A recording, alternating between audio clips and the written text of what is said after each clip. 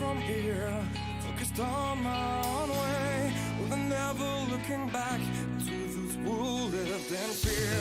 There was nothing I could do, there is nothing you said that could make me realize how much lucky I was. Just out of reach of the fire, was not aware of the nightmare, but when I stopped to see through sight, begging for help, begging for hope, just need to open my eyes now to try to change them to sunshine, to be someone among others. I've got to try it. If I bleed tonight, if I am sad tonight, I don't have the time to find. And if I wake tonight, I'm so tired tonight, I'm falling asleep when I'm home, when I'm there's no way to go, no one that can see through that shine of the light. I can see my life is crap, I have to see them too. I just live into my world, far from the pain, the fear. Was out of reach of desire, was not aware.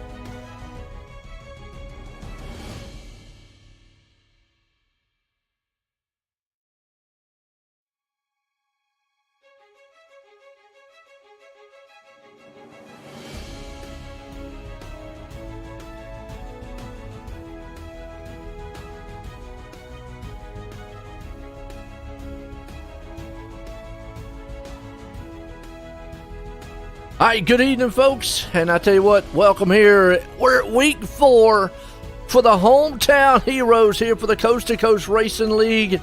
That's right, I'm Joe White up here with Corey, the other guy. That's what everybody likes to call him. But man, we're here for the Coast2Coast Racing Network. And we want to welcome you to our hometown heroes here presented by Fast Line Racing Bodies. And we got our Tim Chapman pre-race show, and if you not know who Tim Chapman is, the Tim Chapman Racing brings you all the action from the C2C NASCAR Xfinity. They run those on Thursday night, by the way, so check it out. Also, check out C2CRL.com.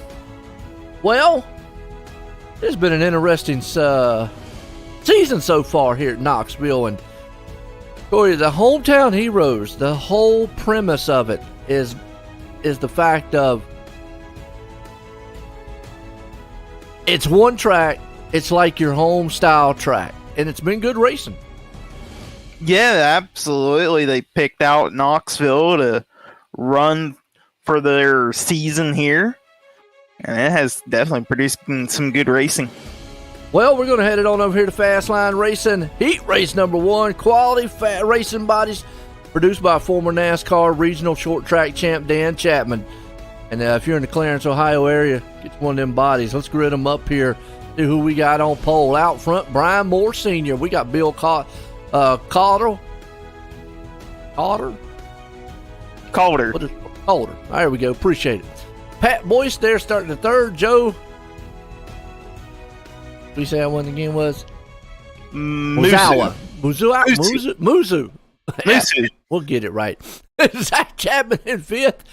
Gary Offit starting 6th, Roger Craig there in 7th, and Andy Patton up in 8th. So, good look at the field here so far. Knoxville's producing pretty good races. If you're new, just joining in, we're live here on the Coast2Coast Racing Network on YouTube. Check us out, man. We're on some other ones too. Trying to get the more the merrier.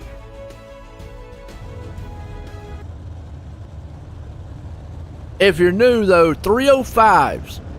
Corey, we've talked about this a lot. The 305 series. Identically here on iRacing, they look the same. And I imagine in real life, if you put all three of them together, they would look close. Biggest difference, obviously, is what's underneath the front end of it, the motors. You got 305, 360, and 410. These are 305. What we've talked about mostly with these cars here is the fact that they drive similar to, like, you're on asphalt. You really can't... I ain't saying you can't slide them, but it is real hard to slide them. Yeah, you got to keep the momentum up in one of these things here. And, you know, Brian Moore Sr., he knows how to keep the momentum up in a sprint car. He ran good last week and expect to see him run good again here this week. Absolutely. You're right. So here we go. 305s here tonight. 5 laps heat race here. I like how they do the thing here. They do like the peel draw. They don't do qualifying. So really it kind of mixes it up because, you know, you've got your guys week in and week out, you know, that are just bad fast. You know, they're going to be up front.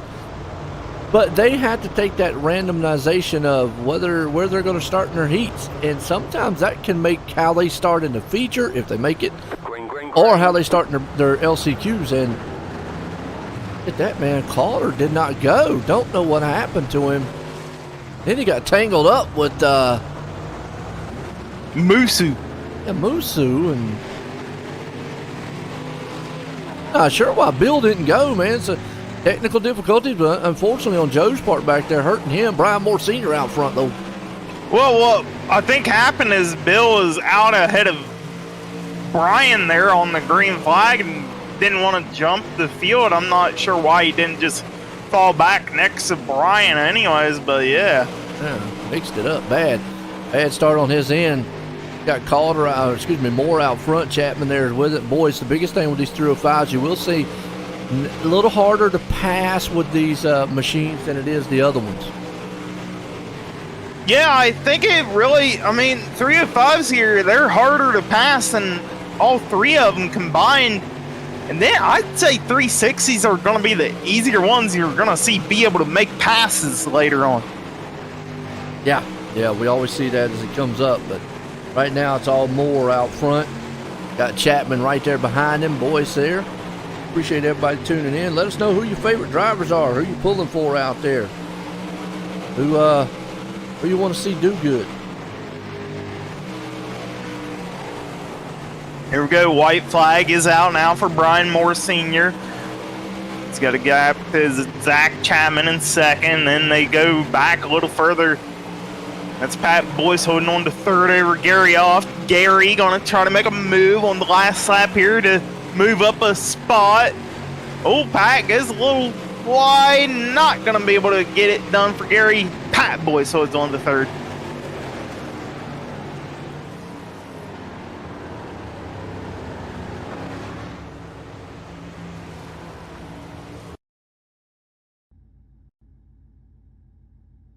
Well, just like that, we're done. We're going to heat race number 2. That's going to bring up Langdon Mechanical. And I'm going to tell you what, at Langdon Mechanical, second to none heating and air conditioning company in the Hamilton area. And their promise to their customers, they're going to provide their own professionally trained Langdon specialists to be there every step of the way. So if you're in the Hamilton area, got 100% man backed by them. Check them out. Let's grid it up. Heat race number 2. Jeff Flero, the man out front. Randy Shreve starting in second. Dan McLaren there in third. Gary Taylor starting in fourth. John Rayner there in fifth. You got Dean Reynolds starting sixth, and Jim Bowie there in seventh place spot. So quick, fast action here in the 305. Looks like Randy Shreve's not taken to the grid, so they'll move Gary Taylor to start second here next to Jeff Flero. Flero been running good for the first 3 weeks in all 3 divisions of sprint car. See if he can continue the good luck. Absolutely. Here we go, side by side. Just head for some racing. Green flag, 305s here. You see it a whole lot better start this time for the field versus heat number 1 there. Still 2 wide for second. That's Gary Taylor in the red car up top. Dan McLaren down low in the blue and yellow looking thing. Yep. Gary Taylor hanging on to that third. Big battle happening back around fourth. You got Reynolds and Rayner. They're going to go side by side.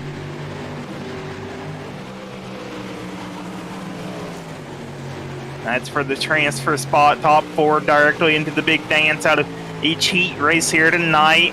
Rayner trying to close back into Dean Reynolds. Dean trying to pull away. He is pulling away a little bit here, so maybe spelling trouble there for the driver, John Rayner. Yeah, one thing we're seeing here tonight with these cars, they're getting spread out a little bit. Once they do, kind of hard to get back up with each other. You got Flero, McLaren, Taylor, Reynolds, top 4.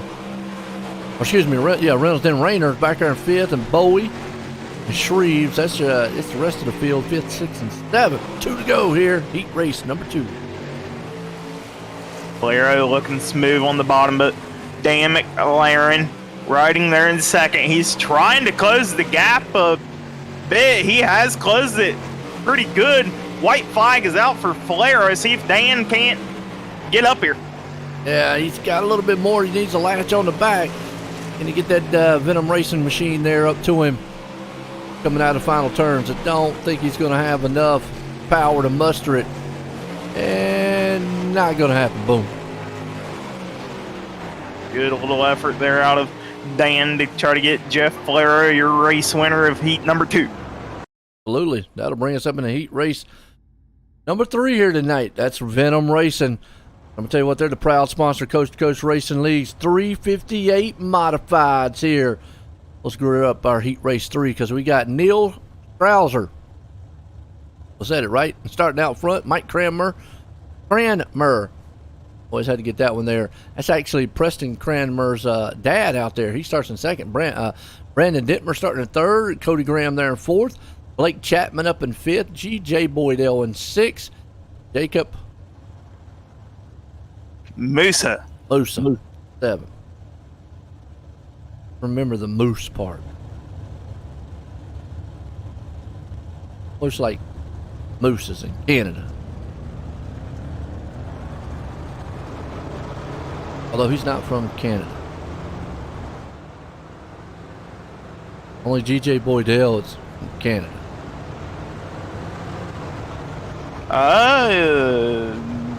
GJ, yeah, he's from Canada. Yeah, he got a little flag beside his name. A lot of Canadian drivers in this league. They are. Well, it's based out of, Roger Craig, Preston's not. But Roger and them, both those guys are up there in the Canada area. Absolutely.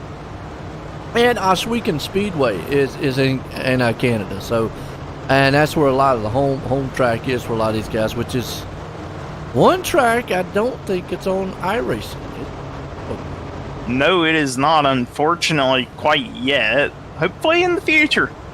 Yeah, it would be got that one out there because it's a pretty popular track. But I don't think it's now. Does any of the U.S. that would be a good thing? I'd probably have asked this for is any U.S. sanctions race on that track, like outlaw or anything like that? No, I don't. I don't think there's any U.S. sanctions. If there is, it's not very well known. I got you. Okay. Well, tell you what, you got to check them out, though. G-Force TV, they'll bring you all the action from Oswego Speedway. Here we go.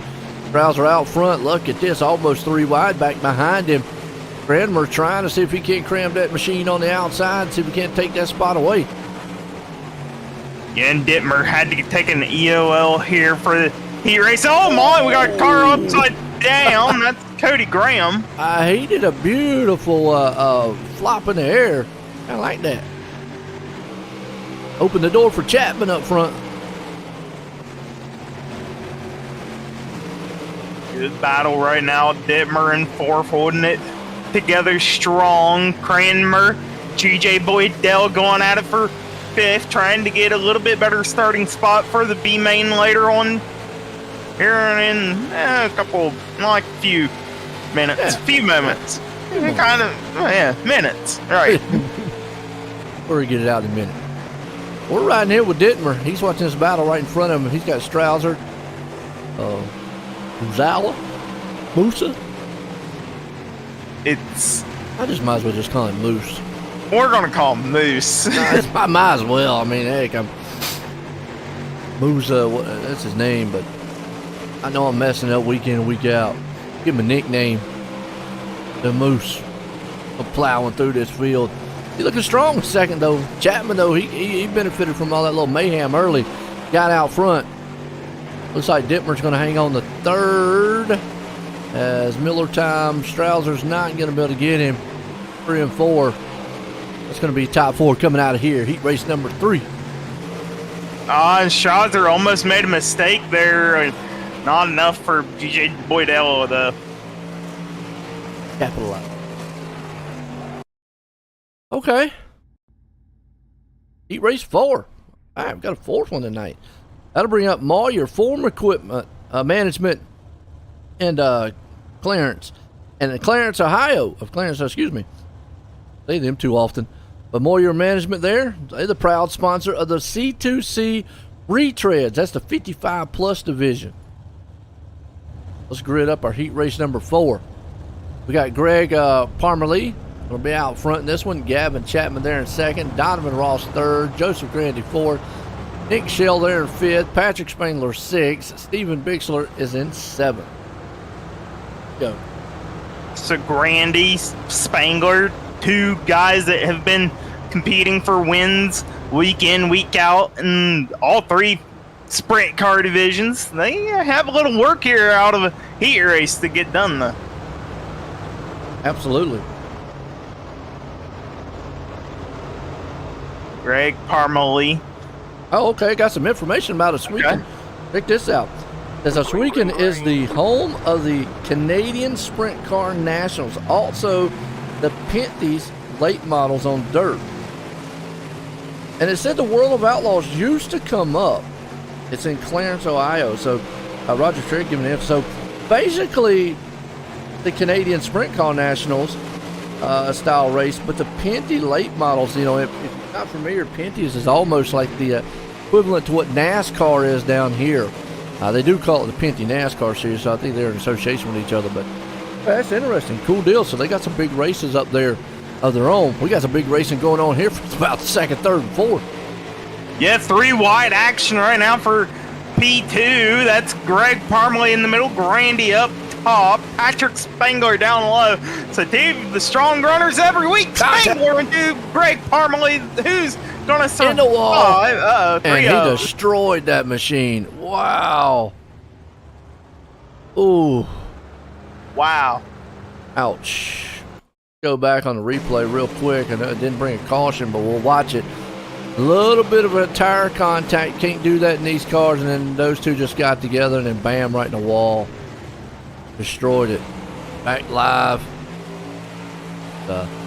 Out front, Chapman still holding on to it. Grandy there in second. Spangler hanging on to third.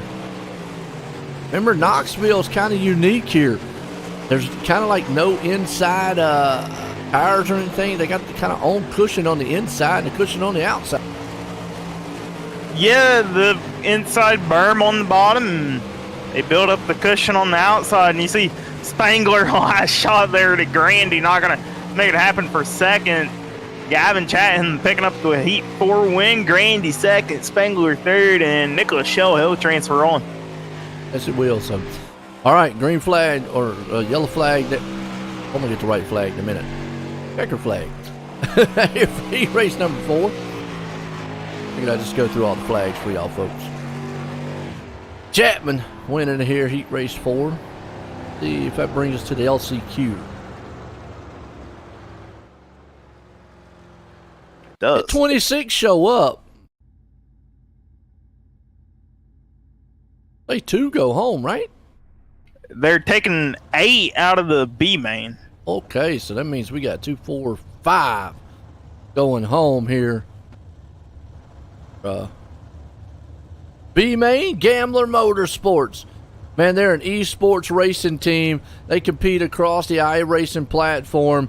They do dirt, sports, asphalt. They even do some of the endurance racing, 24 hours at Daytona. Check them out at Gambler Motorsports on Facebook. I know those guys, man, definitely would love it. Roger Craig going to start out front in this one. John Rayner there in second. Let you see the lineup right there. E.J. Boydell in third. Bixler starting fourth. Cottle there in fifth. Bowie in sixth. Cranmer starting seventh. Ross in eighth. Patton in ninth. Randy Shreves 10th. Cody Graham starting 11th. Greg Parmalee starting 12th. Joe Mooseman Ozawa starting in 13th spot. So he's got some work to cut out for him. It's only going to be 8 cars. Boy. And Randy Shreves, unfortunately, not making it to the call here in the server. Well, so that's 1 down. 4 people still going home out of this B main. Not going to run in the feature for the 305 division. They'll have to either hop in the 360 if they brought it, or they're heading home. Yeah.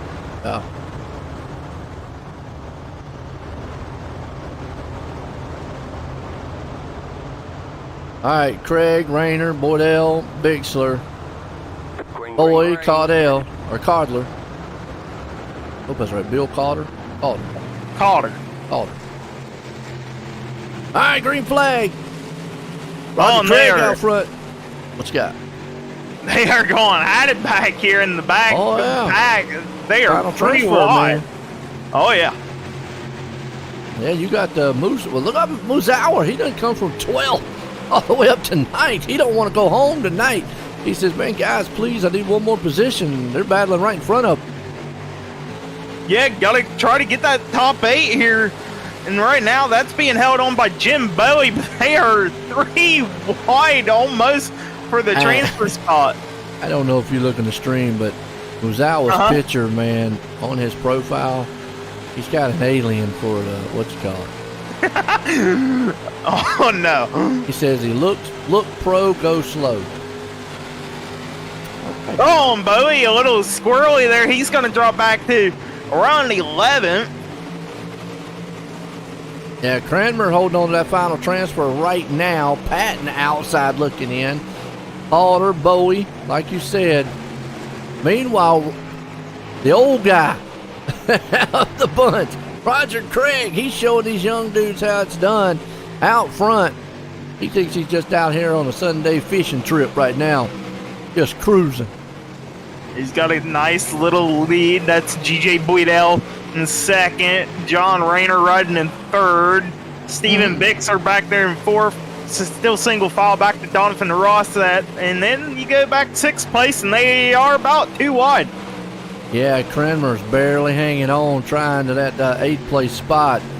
Moose now got trouble. Andy Patton's coming up. Well, Patton makes a slide move to him. That's what Cranmer wants to see. Those guys back there battling, because time is running out quickly. Gonna see the white flag here. Can Cranmer hold on? And Cranmer, he's just gonna say, screw getting the final transfer. I want to go up through the field here. Watch out, don't want to get in trouble though. You still could get knocked out. Patton right there behind him. Final turns. Gotta be careful. Like he's gonna hang on to it. Just gotta be smooth. Patton just not enough to pull it off. Roger Craig's gonna pull this one off in the B main. What a finish there. And the man's gonna pull off that last final transfer spot. Mike Cranmer hanging on. What a deal. But folks, we'll be right back here in a few. Little warm-up time.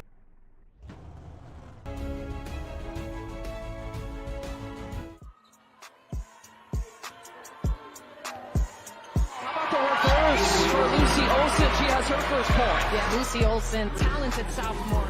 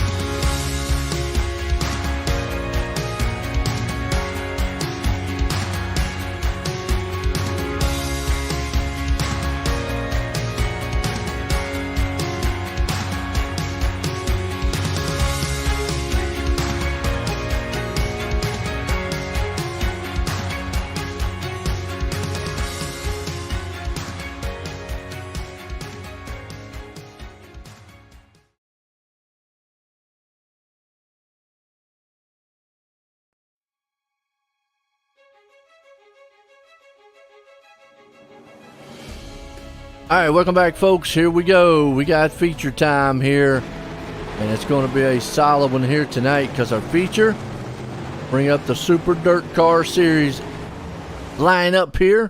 And if you've not ever checked out the Super Dirt Car Series, they are the Northeast Premier Series, showcasing the big block modified premier drivers from Florida to Canada. The Super Dirt Car Series, hey, they visit some of the most exciting dirt tracks in front of the biggest crowds, and they got the ground pounding, earth shattering, window rattling beasts from the Northeast. The Super Dirt Car Series. Check out our grid real quick here. 20 laps coming on the board. We got Brian Moore Sr. out front in this one. Jeff Flair there in second. Blake Chapman up in third. Gavin Chapman starting there in fourth. No, Chatham, my bad. I'll tell you what, say them two real quick. Then you got Zach Chapman. So you got Chapman, Chatham, Chapman. Say that real quick there, Corey, about 3 times. What, Chapman? Oh, no. Yeah, that's what I'm saying. Damn, McLaren starting 6th. Jacob Mazawa there in 7th. How did he make the feature? That's Jacob. Oh, okay. So that's right. Remember, there's 2 of them out there. Joseph Grandy in 8th. Pat Boyce there in 9th. Gary Taylor in 10th. Brandon Dittmer there in 11th. Patrick Spangler 12th. Gary Offit 13th. Dean Reynolds 14th. Neil Strouser there in 15th. We got Nick Shell in 16th. Roger Craig 17th. GJ Boydell 18th. Don Raider 19th. Stephen Bixler in the 20th. Donovan Ross 21st. 22nd. Greg Parmalee. Cody Graham 23rd. And Mike Kramer there in the 24th position. Here we go. These guys wound up. Side by side.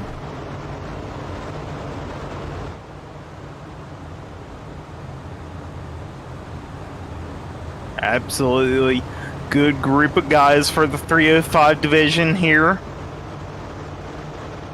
Jess Flero, who's ran pretty good every week. Brian Moore Sr., he got a top 3 in one of the 3 sprint car divisions last week. Starting pole here. Mm-hmm. Moore Sr. out front. Green, green, green. And we got Chapman, Chapman. It's a mouthful. Green flag. Well, they're already 3 wide. All 3 wide, and that was the Moose man moving one of the Chapmans out of the way, and they are still going at it. And we might see a Saudi dog caution. Where is the caution at? None. Wow. Jay Boydell. Let's go back and on the Malcolm Mills replay real quick, see what happened to him. He might have got off the track or got spun back around real quick. Yeah, they contact in front of him. So he had to check up, and then he went in the wall, and good flip. I'll give him credit. Yeah. Now he looks like a UMP. You mean a USAC? Yeah. Don Wingman, that's right. Might as well go on into the pits, because that thing is. I want to see him bring a caution out on the bottom down there. And he's going to have to go in the pits to get that thing done, because it's done. I mean, there's no reasoning for him to be out there with a car damaged like that. Maybe race control will. Yeah, because I mean, there's no way. I mean, he's battling for points. I'll give him that, but he needs that fast fix to get him a new ride. Yeah, even if he was going for points here, which he is, he's gonna get passed by the guy he's on the same lap with. That's Gary Off. He would have been better off just bringing it in for the quick fix. Yeah, get that quick fix, get him a new ride, get back out here, and then be, probably not bad off as he was. But meanwhile, up front, Flero looking good. Blake Chapman there with it. Jacob Mazawa, Booza, call him everything. Brian Moore there in 4th. Chatham, he's right there in 4th. Guys been battling out pretty good up front. Yes, they are, and we see it backer Patrick Spangler. He's known to come up through the fields. He is absolutely doing so right now, cutting and weaving through traffic. He's up to 6th, now falls back to 8th. They are just going through 3 cars at it for top 6 right now. Yeah, Spangler's right there. He threads the needle between McLaren and Dittmer and throws a slide job move on McLaren. Laren says, you know what, I'm coming back on the inside of you, though. See him getting that right rear tire up on that cheese grater wall. Gotta be very easy. This is about the only way you're going to see slide jobs is you don't really see them sliding. It's more like they're just driving around the guy. And almost driving it into the wall. Good race so far, though.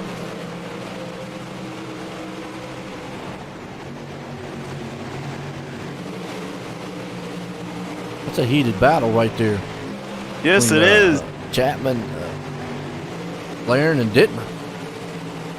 Good battle once again heating up. That's a battle for fifth. Spangler over Brian Moore Sr. Brian trying to throw the haymaker in, not going to get it worked in.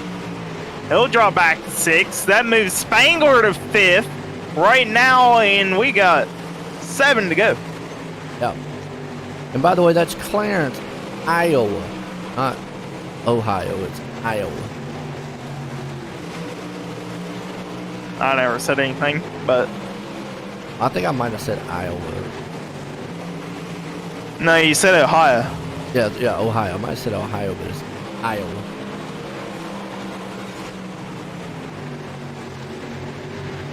Good race still. Valero out front. Man, this battle back here around 8th, 9th. These guys are going at it. Yes, they are. Spangler has moved up to fourth, one more spot away for a podium here, and he's really grabbing the cushion in every corner there is. Oh, Grandy as right much there as hanging right. in that middle. Yeah, Grandy trying to make his way up through the field, one of the top points runner in this series. Solid run for him. Let's check our leader out. He's done caught lap traffic.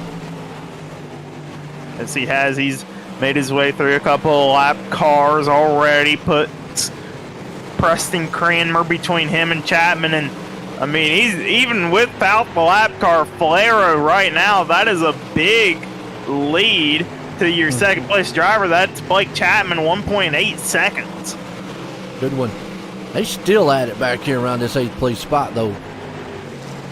They just won't give up battling. You see Brian Moore Sr. now up to 5th. Spangler drops back to 6th. And, Cody Graham, your hard charger right now, up 9, but Spangler is up 6. Up. Solid run between them. Like you said, Grandy, Dittmer, Chapman right there with them. White flag one more time. Les Flair just absolutely messes up. He's going to hold on out of 4 to pick up the 305 division win. Chapman, he'll hold on the second. Jacob Moose will third. And Gavin Chatton will come in for Brian Moore Sr. holds on 5th. Good run, man. Good, solid finish for these guys. Got a word with some of them up here. 305's hometown heroes here tonight. Coast to Coast Racing League. Out on C2CRL.com. I'm loving it. Good run there, man. Good run.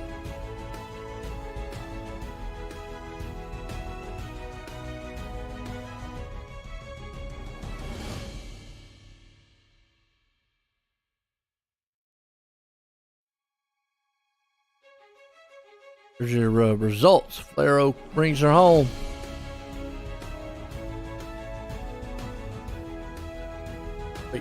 Guys, looks like we got Moose up here. Let's get a word with him. Hey there, Jacob. You got a copy on me? I sure do. Well, man, first off, we still haven't figured out the last name. How do you pronounce it? It's Musa. We've been calling you Moose. Yeah, that's all right. That's my nickname, so that's, there that's you pretty see. good. There we've been Yeah, we're just I'm the having the Mad Moose Moose. man out there, man. There Yeah. you go. The nickname. Yeah, I'm called the Mad Moose. That's what everybody calls me, so that works. Well, anyways, Moose, you bring her home in 3rd in 305 division. Just talk us through your race.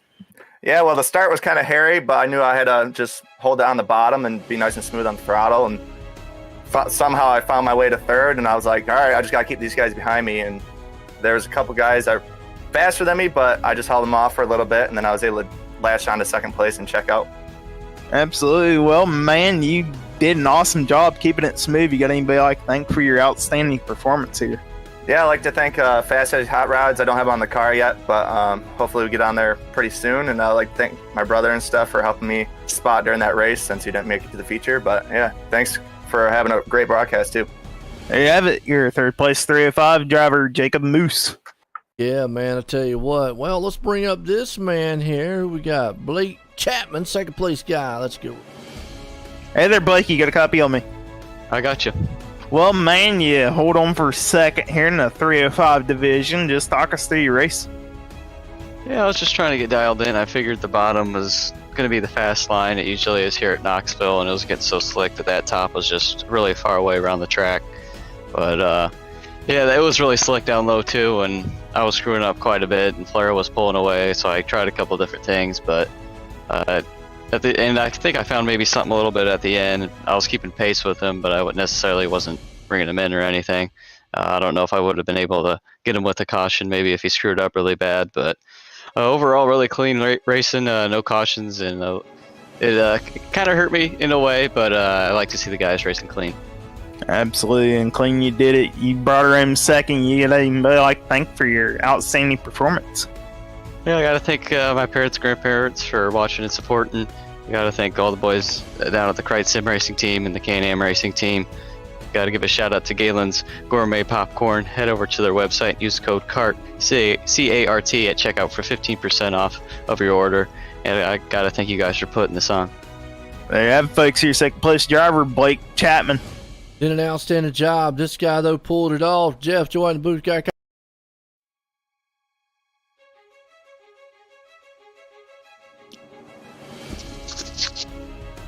I think we got him. Hey, Joe. All right. Well, I tell you what, you was able to stay out front, be out front. How was that car, though? Was you maybe a little worried about traffic tonight? No, everything went good. I had a good pill draw, and everything went my way. I hit my marks. I didn't make many mistakes. You know, you're definitely out here showing these young guys, man, how it's done. How's it feel to pull off that 305 win? Oh, it feels really good. I was on my game, on my toes. Hey, no doubt about it. You make a mistake in them 305s, and that gap closes pretty quickly. Well, you were able to keep it out front, pull the win off. You got anybody you want to thank?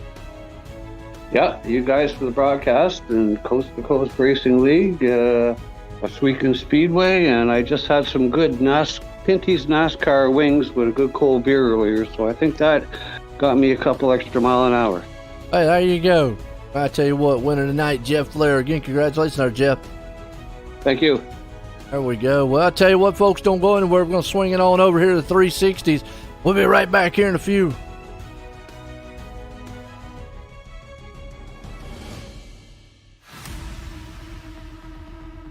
Before they go fast and start the power slide, we salute you with the big blocks, 4 wide, the ground-pounding, earth-shaking, window-rattling beast of the Northeast. It's the big block butterfly, Super Dirt Car Series.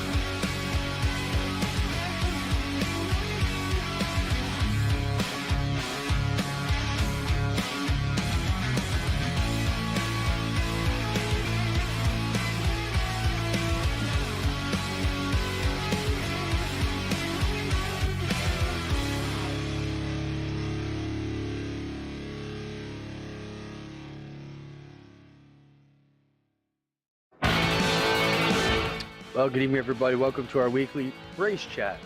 Adam Ross and Clinton Jeffrey are live and interactive every Tuesday night. Rivals Race Chat is your home for race discussion, debate, news, interviews, and more. They'll even take your questions and comments live on the air and talk to some of the newsmakers each week. Tune in every Tuesday night at 8 p.m.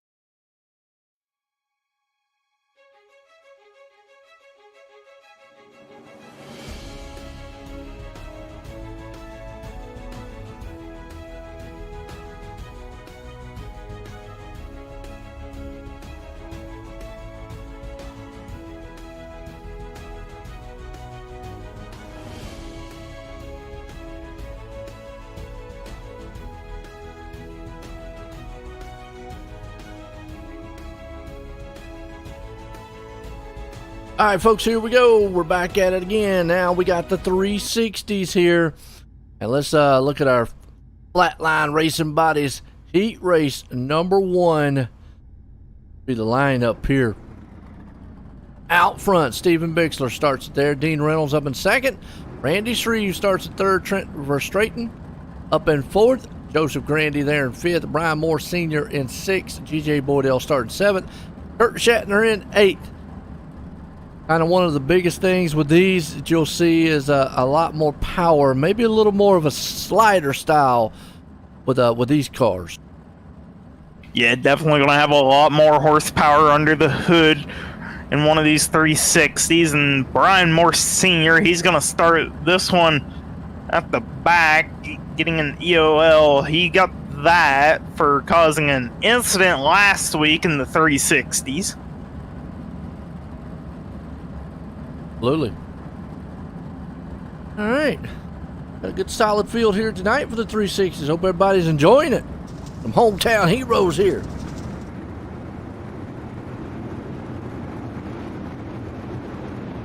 Pick out a favorite driver, 8 of them in Heat 1, 4 to the big dance. We had 30 signing up here tonight in the 360 division. Big turnout here for these guys. Yeah. Well, got to be the biggest turnout so far of the season, right, Jeff? And a good one, too, man. Hey, look, you got to grow, got to get big. Yeah, the hometown heroes here. Bixler and Company, Reynolds, Treves. Green, green, green. Check out all the action. Check out all the info you can on C2CRL.com. Green flag. And already see right off the bat the difference in power and how these cars kind of slide a little bit more in the turns. Oh, Morrissey in the wall. That's not how he wanted to start the night. No, it is not. Already had to fall in behind the 8 ball. And Bixler. Uh-oh. Oh, Bixler. He's got wobbly wheel syndrome. Along with Verstraeten is in the pits, but Bixler, yeah, he's got floppy wheels on the front of his. This thing was just wobbling. Wobble. It's a big change right there. Shreve still out front. Dean Reynolds still second. Grandy in third. Oh, that yeah, also, allows DJ Boydell. Also Corey. 360s, you can hit the wall a little harder, too. Absolutely. The wall hurts either way, but in a 360, you're hitting at a little bit more speed than a 385. A little more oomph on the impact there on these. So yeah. Probably tear up some cars more, but Ryan Moore is able to be all right. He just looks like he messed up the bars on his. White flag. Battle for second. Yeah, battle for second is on. That's Joseph Grandy. He's going to hold on for second. They were Dean Reynolds, and it will be G.J. Boydell getting fourth. Nice. Good finish. Woo! That was exciting. Absolutely was. Go to our heat race number 2, Langley Mechanical here. See what we got on the grid. As we got Joe, we'll just say him Joe Moose. Because they say that's the nickname. So the Moose Man starting out front. Jim Bowie starting in second. Gavin Chatham there in third. Nick Shell starting fourth. Dan McLaren there in fifth. Cody Graham up in sixth. Greg Parmerly in seventh. And Zach Chapman rounds out the 8th place spot. So, hey, we got the Moose situation. Figured out. Yeah, it's nice to have them come up here and tell us who were correct on the nickname. Yeah, Moosey Moose. The Mooses. Hey, it's a good nickname. Hey, okay. Now, is it Moose or Moose is? Which one's plural? Let's go with Moose. Go Moose. Yeah, we'll just go with Moose. Gotta make it complicated. Well, I mean, I want to make it clear for the fans if it's a Moose or Moose is with 2 of them. Like frog and frogs or whatever. I don't know. I'm thinking too hard on it. Yeah. Oh, he'll be alright. Here we go. Heat race 2, though. Green, green. Heat race 1 looked pretty good. Green flag. Like we said, old Moose out front in this one here. And boy, old Jim Bowie didn't get to start. He won and fell all the way to the back. And Chapman's in trouble. Chapman and Shell with some contact there. They're going to fall behind the 8 ball. That leaves 6 of them up here at the front. That's Greg Parmalee riding at the back of the front group. Almost gets close up to that wall. Yeah, it does. Big, meanwhile, battle for the lead. You got 3 cars up here tagging, bagging. Graham, he's got his STP machine rumbling. Chad Ham right there with him. Moose out front trying to hold him off. And did you see Dan McLaren in turn 2? He was having to keep that car all kinds of straight. It was super slidey there. Absolutely. Look at this, Do 3 my moose wide sound- for the oh, lead. and my moose sound? Moo. I don't know how moo. I think it goes. No, I think it goes something like. I think something like that. I don't remember. It was something that. Yeah. Well, I imagine it sounds like a deer with a deeper voice. I don't know what a deer sounds Well, I like. don't either. But with Graham out front, with Chad right there in second, McLaren, and and Chad and McLaren together. he held on to it though. Wow. Checker flag though. It's gonna be Graham winning it here. Chad Ham coming second, Moose there in third, McLaren gonna hang on to fourth. Oh boy, that was a good race. Good heat 1, and we still got 3 of these heats. If anybody tuned in at the time I was making those sounds, gonna be wondering what in the world is going on in this broadcast. They think that anyways. Yeah. Heat race number 3 here tonight. Venom Racing. Let's see what we got on the grid. Donovan Ross out front. Roger Craig going to start in second. Gary Offit there in third. Brad, I'm going to say Waite in fourth. Blake Chapman there in fifth. Gary Taylor sixth. And then we got another Jacob Moose here in seventh, who had a pretty good finish the last time. So, yeah. I might have to look up on YouTube what a Moose sounds like. It's got to be something like ooh or something. Somebody Close. don't know what's going on, and they ain't gonna ever figure it out. I don't know. Gotta be something. I really, you know what? All the time, I've never have looked that up. So, but now you know Roger Craig probably could verify this since he's up there in Canada. GJ Boydell. Mooses do walk in the road and walk in people's yards and stuff like that. That has been seen. Green flag, green flag. Yes, it has, and here we go. Green flag is out. Donovan Ross with the good launch over Roger Craig. Roger Craig as well with the good launch. He's going to bring Brad Waite with him. Hey, a little contact already. Blake Chapman and Gary Oft makes a little hair contact. That's going to actually hurt Chapman. I told you that's what a moose sounded like. I looked it up. No. Sounds like a cow. Anyways, Donovan Ross out front. Roger Craig there in second. Wade up in third. Taylor there in fourth. Gary Taylor holding on to the final transfer spot. He's got a good gap back to Gary Oft. And you got to remember, these things are only 6-lap races for your heats. Not a whole lot of time to get something done. Absolutely. Joseph out there.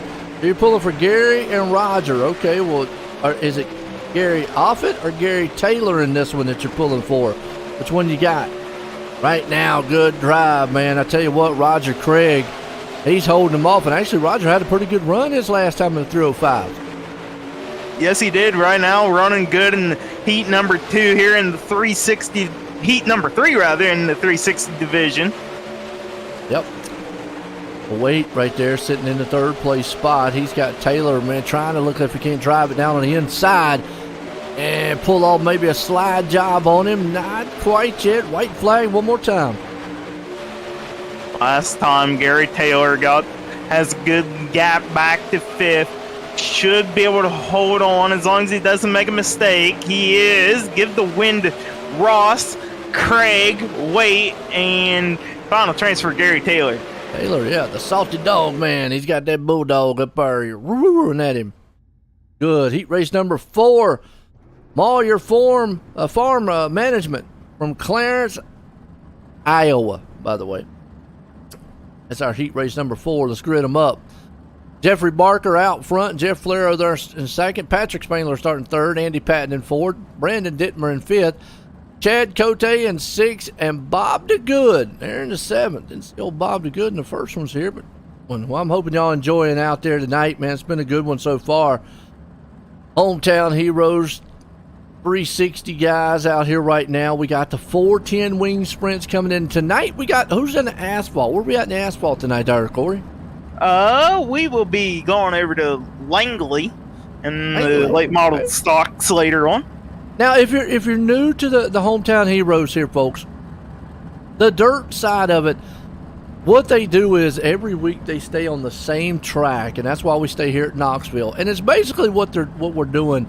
It's a fun night. You can obviously tell we have fun up here in the booth. Man, I have fun. And it's like hometown. Like you go to your same track every week, and that's what it is. They pick one every season for the dirt. Now, the asphalt one does rotate, but it is the same cars that they use on the asphalt. It's the car tours, which kind of went over that. Basically, I look at it as the late models on the asphalt side. But they do switch. Now, it's always going to be a short track, like a real short track. Probably something like 3/4 or at least half a mile, if not less, of a track that they'll use on the asphalt side. But that one will rotate. But the dirt side, almost like you're going to your home track every week. You get set here, green flag, heat race number 4. Green flag. Here we go, Jeffrey Barker on the loud pedal in heat number 4. He's going to try to bring Patrick Spangler. Spangler real strong in a sprint car, and he's showing it right now. Gets to the lead over Barker. Barker holding in the second. Flero up on the high side. Dittmer there. He's going to drop back to 5th. Leave Andy Patton up to 4th. Yeah, but you got Flero hanging on there 3rd. Like you said, Patton back and forth. He's got company with Dittmer, Cote, and company. That's about 4 cars trying to battle for one spot. Yeah, 4 cars all going for one spot. And, you know, this is more so important here in a 360 because we had 30 entries and more cars are going to go home in the B main after this heat race. So if you could transfer directly, you'd be sitting pretty good. Right now, look at that move Dittmer put them 3 of them in one corner. Well, Spangler's loving what he's seeing. He's long gone, but you've got from second on back. These guys are all on top of each other. Dittmer, Flero, Cote, Barker, and Patton back here watching what's going on in front of him. Solid race here, man, for heat race number 4. Yeah, still a good 2-car battle for the 3rd spot, and 2 of them in the back for 5th. Oh, Patton up in the wall. Oh, no. Oh, White man, flag, too. Yeah, he tore that thing all to pieces. Spangler out front, huge lead. Dittmer tried to throw a slider, and he almost slid it right in a wall. Had to hold on to it. Cote's going to hang on to his in 3rd. Flero there in 4th. Man, what a finish to heat race 4. Wow, good racing there in heat 4. We'll see if that can transfer over here to the B main. It does.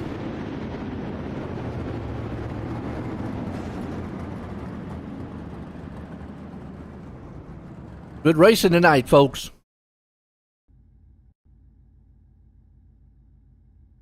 All right, consolation here. That's going to be Gambler Motorsports here tonight. 14 drivers out here. Look real quick at the grid. And 14 drivers. We had 4, so another, 8 again? Yeah, another top 8 here, and there is going to be a lot more hurt feelings. Yeah, a lot of guys going to go home in this one.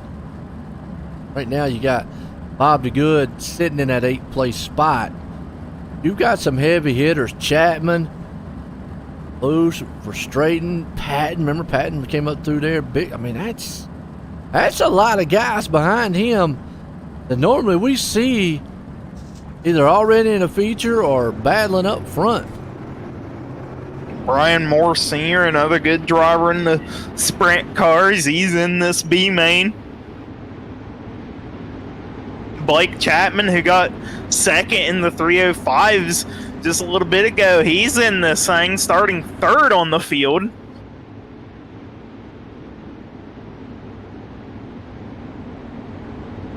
Looks like maybe Jim Bowie did not take grid here. So 13 of them for 8 spots. Kurt Schatzer going to try to lead this thing from the green. Here we go.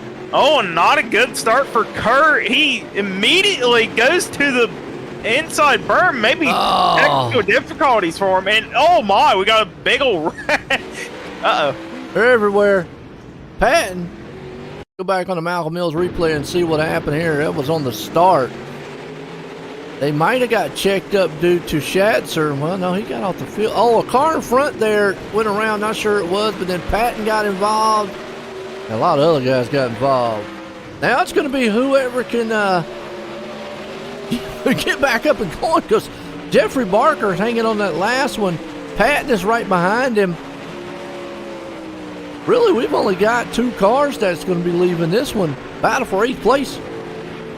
Yeah, battle for 8th. That's Patton taking it over from Barker, and I'm not quite convinced that Barker wasn't the cause of that wreck. So unfortunate break for Barker. That car is hurt.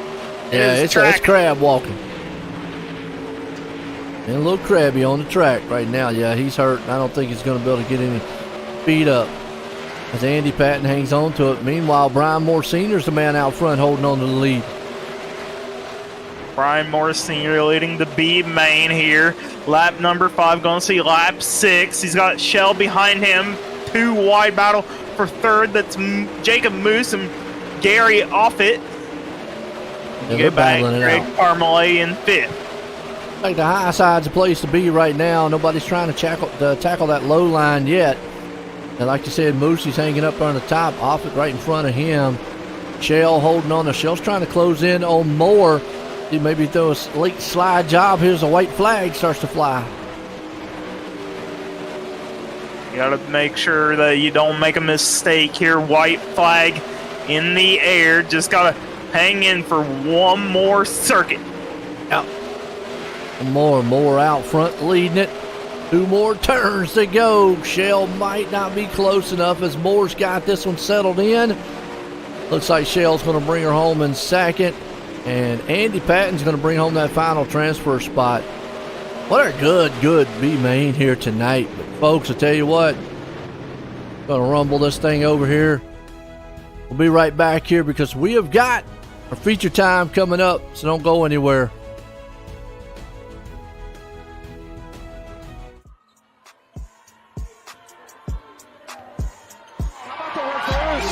Lucy Olsen, she has her first point. Yeah, Lucy Olsen, talented sophomore.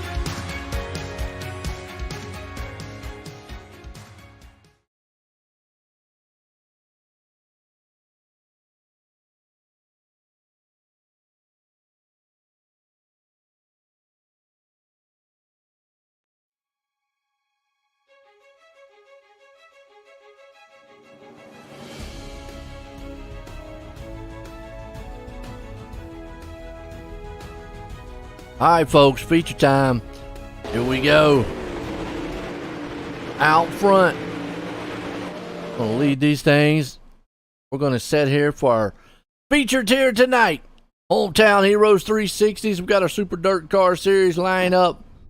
Let's look at it real quick. Randy Shreves, the man out front. Cody Graham starting in second. Donovan Ross there in third. Patrick Spangler in fourth. Joseph Grandy there in fifth. Gavin Chapman starting sixth. Roger Craig in seventh. Brandon Dittmer in eighth. Dean Reynolds ninth. Joe Moose there starting in 10th.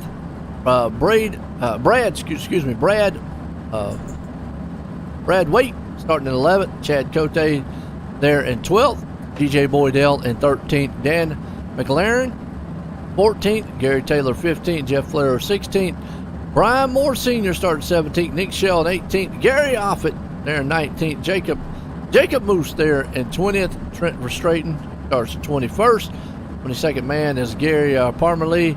Stephen Bixler, he's in the 23rd. And Andy Patton, last place, starting 24th here tonight. So here we go. Good field. Good full field here of 24 cars.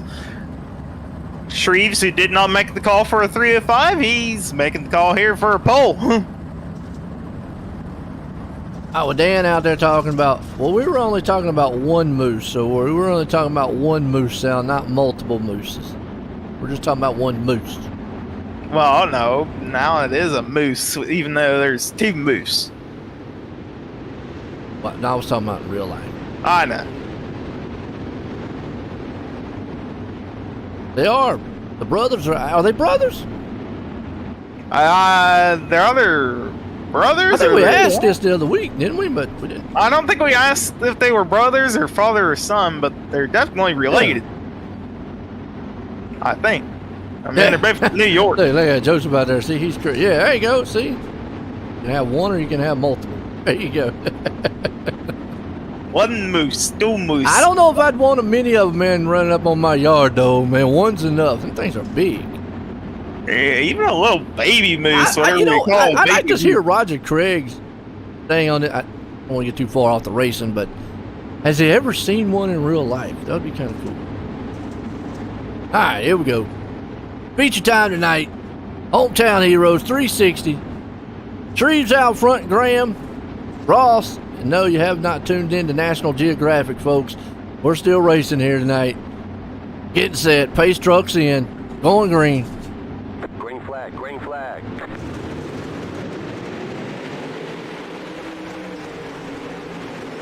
There we go. Already good start out there for Randy Shreves. He's under pressure from Donovan Ross in second. Ross trying to work the bottom side. Shreves now goes up top. Can Ross get around? He does get around Shreves for the lead. And they're two wide right behind him. Spangler, Graham. Good run up front, like you said. Ross, Shreves, Spangler right back there, man. Side by side again. The biggest thing we can see. Uh-oh, Flaro around in the back. He's in the wall. Not going to be able to get it done because we've got two of the cars around too. Andy Patton and Chad Cote. Let's see what happened to Jeff right first for Michael Mills replay. So Flaro back here. And, he just got tire tangled. Actually, it might have been, Patton in the front. Tried to get it straight. Didn't go where to go. Cote. Whamma. So our first salty dog caution here of the night. All right, Ross out front leading this one. I hear you out there, Rick, pulling for your man, Brian Moore, huh? Well, you did good the last race. Brian Moore Sr. right now showing him in 14th. 14th. Wait till the ticker catch up. Not bad. He could get through it. The one thing we see with these 360s, though, they're able to slide a lot more with these things. Yeah, you can definitely pick and pull your way through the field in a 360 more so than you could in a 305. Roger messaged me and said twins. I'm going to take that means he's seen two mooses before. No, I think he's saying that Jacob and Joseph are twins. Oh. Ask him Well, about that. I don't know. Maybe we're all talking But about. if they, well, that would be cool human too if they're news twins, or- man. Hey, that means if they're twin brothers out here, that's awesome because I think that would be a first for me on a broadcast to have twins out here. So, just understand. Saying. I assume he's talking about the people. Well, you know what? To find out, Joe and Jacob definitely. They know how to race. That's the way I look at it. Here we go. Ross Company, line them up side by side. 360s here. We still got 410 wings here tonight too, folks. Green flag. Ross gets back out front. Look at that Spangler. He's riding there. He's now moved up to second. He's always been strong in a sprint car around Knoxville. And Grandy sends it in. Shreves gets into him. And we got Oh, wow. Boy, that was a slide job gone wrong. Let's watch it again here on the Malcolm Mills replay because they brought out the Salty Dog caution for us. Shreves up there minding his own business, and next thing you know, he gets pile drived into the wall. And he's right here. And then all of a sudden, bam! And then poor STP man up there, nowhere to go. He gets flipped and flopped and everything else. Wow. being armor all. Yeah, he's got STP on it also. Yeah, we got it. Who it was? It was Shreves. Cody? Oh, he does. Yeah, it's gold. It's gold. It's gold because of the armor all, I believe, but it's got STP. Cool color. Cool, nice. Yeah. I mean, paint job. I mean, it fits in. I mean, you got to clean the oil up with something. Sure. I've never cleaned oil with armor all, but okay. Oh. Well, I don't even know. I mean, it is. let us know out there in the chat if you've ever cleaned oil up with armor all. I mean, I've never heard of that, but maybe that's something new somewhere that I don't know about. Hey, listen, I got a shot out of a cannon before this race. Yeah, there we go. Yeah, we shoot you out some more cannons. We got to rework the brain.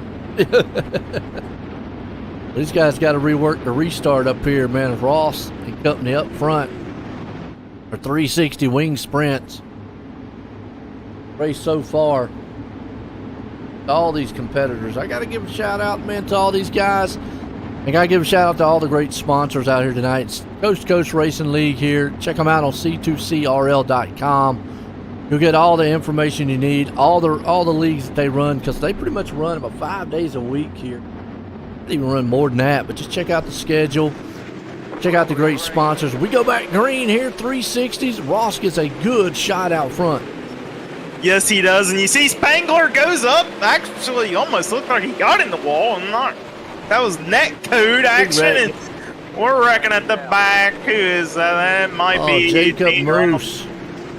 Dean Reynolds there with him. See what happened. They got tagged just a little bit. Right there with Brian Moore. And, just clipped him. Good maneuver by everybody. But one thing about these wing sprints, when you get hooked, you're hooked. Looking at when you get hooked, it's like getting hooked up with a chain or something. Hard to get unhooked. I mean, we talked about it last night with the Big Block series. These are pretty much even worse. These are all open wheel cars. There is really no room unless you hit that side of that tire dead on the side, because anything else, it's going to send you for a ride. Even then, even if you match up tires, it still has a good chance of really messing that car up. I wouldn't advise hitting it all, but if you're going to try it, hit that little bar in the back. Might be the best one. Or, like we just said, try to line up the tire, but I'm gonna say you're gambling with that one. You're absolutely gambling with hitting any spot on a sprint car. I don't care who you are. Crazy. I guess if you think you're a good enough driver, try it. It's not going to work out because, I mean, it's like Indy cars. You know, we see them out there. We've seen some touching with Indy cars before. You could get away with it, sure. But 9 times out of 10, it's going to turn into disaster. Absolutely, and here we go. I do believe we are going single file. We are. So good time for Ross to try to extend his lead. Pace truck is in, and he'll fire off early. Yep, Ross gets out front. Spangler second. Grandy and Dittmer, though, they're going to go after each other.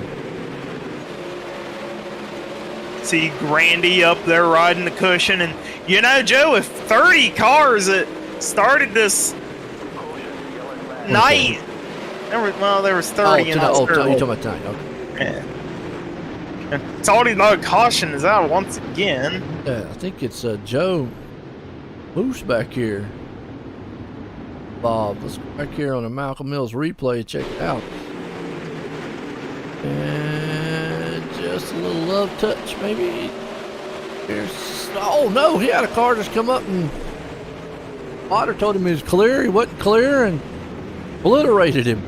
Yeah, Wow. Verstraeten just barely not clear, and bam. What was you talking about? 30 cars. What we had? I was talking about how we had 30 cars signed up for the 360 division. You know, more cars, that moves the dirt a whole lot more than less. I mean, it just changes the track quicker. You got more cars running laps. You know, you figure 24 cars, that's like 24 laps every lap in a feature. And you like what you talk about, it changes. And we talk about this, I've said it many a times, the cautions mess up the rhythm of the guy out front a lot. And not only that, but the track changes. Dirt moves, like what you just said. It does not stay in one spot. Now, I'm not sure how well iRacing has that implemented, but in real life, dirt will move. It's not like asphalt. Asphalt's not moving. Yes, you might build some rubber up on it. You might build some heat. But during caution, it's going to cool down too. And that rubber's going to move. But on dirt, the actual track changes shape on you. Yeah, there is definitely a lot more changing in a dirt track than you would see on an asphalt track. Cushion gets built up around the outside wall, and of more cars, it gets built up even more significantly as we go back green. Donovan Ross once again on the loud pedal over Spangler and Grandy. I like what Eddie said. I'm rooting for the fastest Moose. Well, right now, we got to give that one to, well, unfortunately, both of them are back here in the back. And we got to give that one to Jacob. So Jacob, the fastest of the two Moose. Look at Eddie out there. He must be the... Oh! Man! Valero just drove into the wall. We were watching him. And I don't know what happened. That car just kind of got way out of shape, and he just went up in the wall. Fortunately, he's able to hang on to it. But it might have hurt that car a little bit. And meanwhile, behind... No, they're able to hang on to it. But, well, they're beating and banging each other in the back here. I see how they're going at it here throughout the midfield of the pack. Patton and Kemp right now. Who's our hard charger? That is another Patton. car in the wall. That is holy Shreves. cow. What all happened to Shreves? Well, Malcolm Mills replaying C. He's by himself. And he went a flipping. He's up there on that cushion. Maybe that cushion's starting to get evil. Remember with these cars we talked about being open wheel. Doesn't take much. You grab that wall, it'll actually sling you. 3 wide in front of him. Yeah, he caught the cushion wrong. Got into the wall, and then the next thing you know, he's upside down tearing wings off of it. and then his wing comes back. Now, if iRacing don't want to be called a game, they need to fix that. I mean, actually, that kind of looks like real life here. All right, so in what racing, Corey, have you ever seen a wing completely come off the car and fly out of nowhere, okay, and then eventually reappear right back on the car like it never flew off? Never. I mean, I just want to know. I really would like to see that one in real life. I would. I'm pretty sure I've seen. I mean, I want to see that one. That wing just fly off somewhere in the no man's land, and comes back and goes, you know what? I was wrong for leaving you. I'm going back on the car. Okay, never seen a wing do it, but I've seen a video one time. I think it was like a street stalker or something. Lost the rubber of the tire, and the tire like rolled down the track, and somehow it got back onto the rim. I don't know how it happened, but I'd have to find the video because it's. Well, I guarantee you though, I mean, that tire didn't go flying way off the rim though, into the stands or something. Probably was like right beside it or something. Anyways, I mean, you just look at the sad tire music rebound. out there says Brian Moore. Poor Brian Moore, man. Right now, it's not having. Well, actually, Brian Moore's having a pretty good night. My bad. I was going to say he wasn't having a good night, but he's having pretty good so far. It's up to 8. Not bad. Donovan Ross is the man who's looking good. So we're getting set here, back green, 360 style. It's been a good, exciting, fun night here so far. These Wing 360 machines. We're not done. We got about 10 to go, and the wall's been the pretty much the culprit tonight, taking these guys out. Yeah, maybe these drivers just not used to how crazy that cushion is built up throughout the night here. Look at this. We got a battle between Spangler and Grandy as Ross is just trying to extend his lead. That's battle for second. Grandy trying to throw it in deep. Yeah. So far, man, Ross out front, Spangler, Grandy hanging on. Oh, and you see right there, that's what I'm talking about. You got risk versus reward going up on that cushion. It might be the fastest way around, but after a while, you've got to say, is it worth going up there? Because every time they do, boom, but he's going to take the lead over Ross for the moment. Yeah, Spangler out front now over Ross, using that high side cushion, being real smooth and gentle with it. And you know, Knoxville on iRacing, it's got to be the #1 craziest cushion. As you see, Grandy, he grabs a little wall action. That's going to open up the door for Gavin Chatham to start battling for the top 3 here. You know, Knoxville is the home for sprint cars, home for the Hall of Fame of sprint cars, that is. You can see it right on the outskirts there as they go by. Spangler, meanwhile, hanging on to that top side. Donovan Ross now has got his hands full with Grandy, who has his hands full with Chatham, who's got Roger Craig back here trying to lurk into weeds and get up here. Well, where will Roger come from? And then we talk about hard charger. Andy Patton up 14 spots. Yeah, Patton just bobbing and weaving through the field. He can still pick up a couple more spots or lose a couple of spots. He's there in battle with Brian Moore Sr. He's got Chad Coate there. Trying to get around the lap car. That's Shreves rolling the bottom. He's now gone down 1 lap. Yep, unfortunate there for him. Meanwhile, Spangler has found his groove, and boy, he is checking out. 2.5 seconds over Grandy, who has got a battle with Donovan Ross back here. And you see Grandy get up into that wall. We've seen it all night long. That wall get up there and tag these guys. That wall grabbing him, white flag in the air. Who's going to be able to hold on for a second spot? Who's going to get a podium in third? That lap car trying to say, I'm getting out of town, man. That lap car says, y'all guys getting crazy, man. But Spangler's going to win this thing. Chatham going to come in second. And Grandy and Ross is going to drag race to the line, but it's going to be Grandy been holding him off. But, man, what a finish. What a race. I love it, man. I tell you. Love it. What's up, Waylon? How you doing? Appreciate everybody tuning in out there. Those likes and shares. That's your 360. We got 410 wing sprints coming here. Got a real quick word with some of these guys, though. Top 3. An exciting race. And don't go away, folks. We'll have 410s after these interviews. There you go.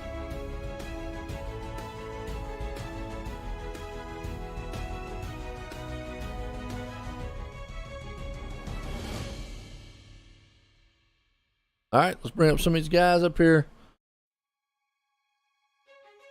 Bring up the winner up here. You want to get a word with him? Sure. Hey there, Patrick. You got a copy on me? Yep, gotcha.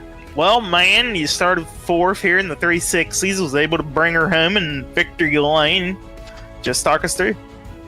Yeah, a little bit more power in 305, so I knew the top would come in. I wasn't expecting the bottom to be in that much at the beginning, but they will just wait it out and then just get in a groove around the top.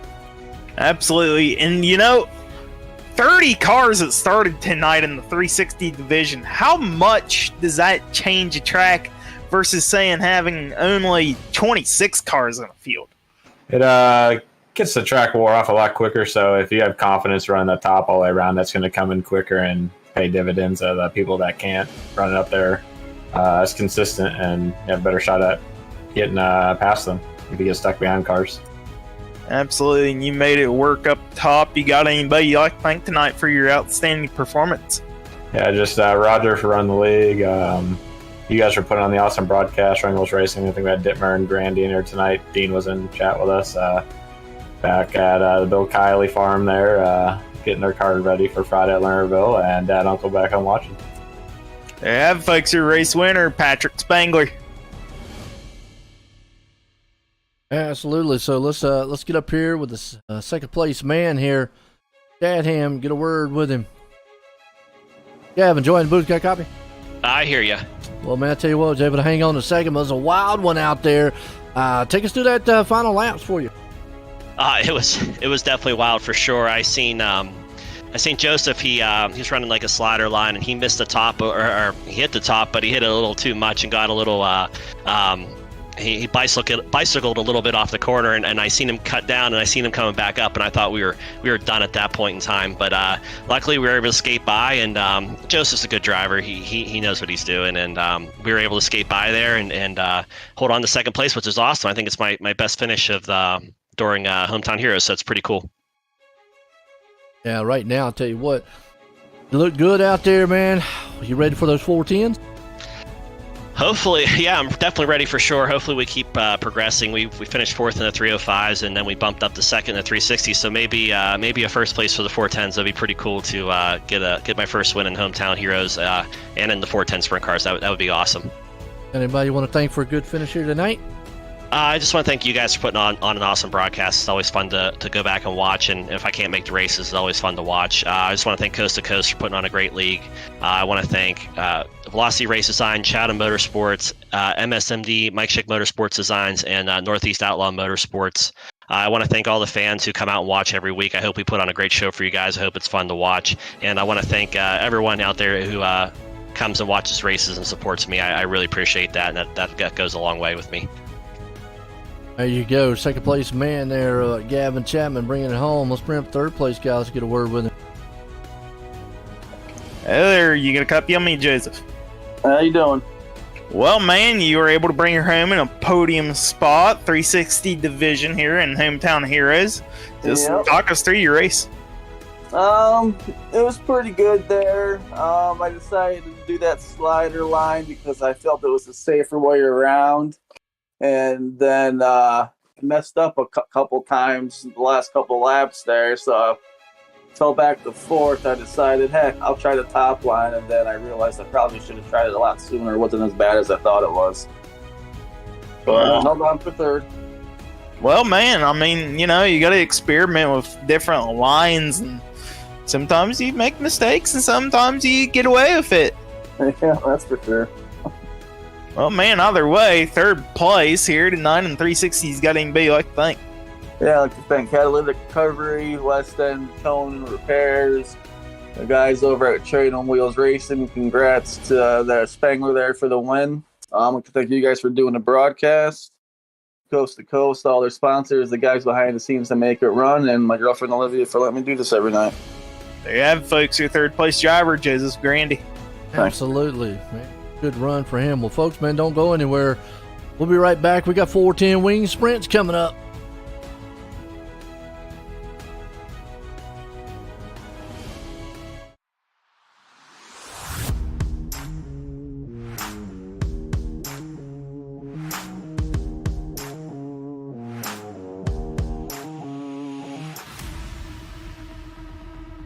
Before they go fast and start the power slide, we salute you with the big blocks, 4 wide.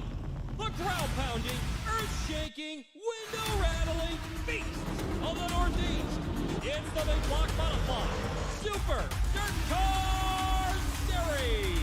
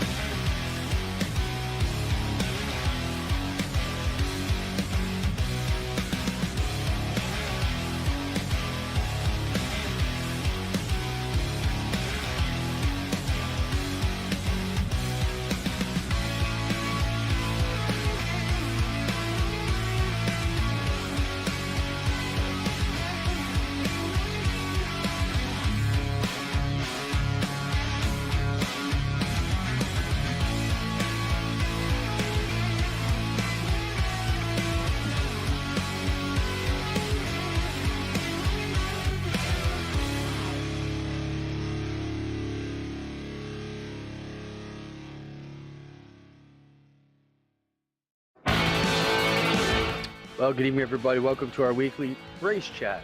Adam Ross and Clinton Jeffrey are live and interactive every Tuesday night. Rivals Race Chat is your home for race discussion, debate, news, interviews, and more. They'll even take your questions and comments live on the air and talk to some of the newsmakers each week. Tune in every Tuesday night at 8 p.m. on GeForce TV.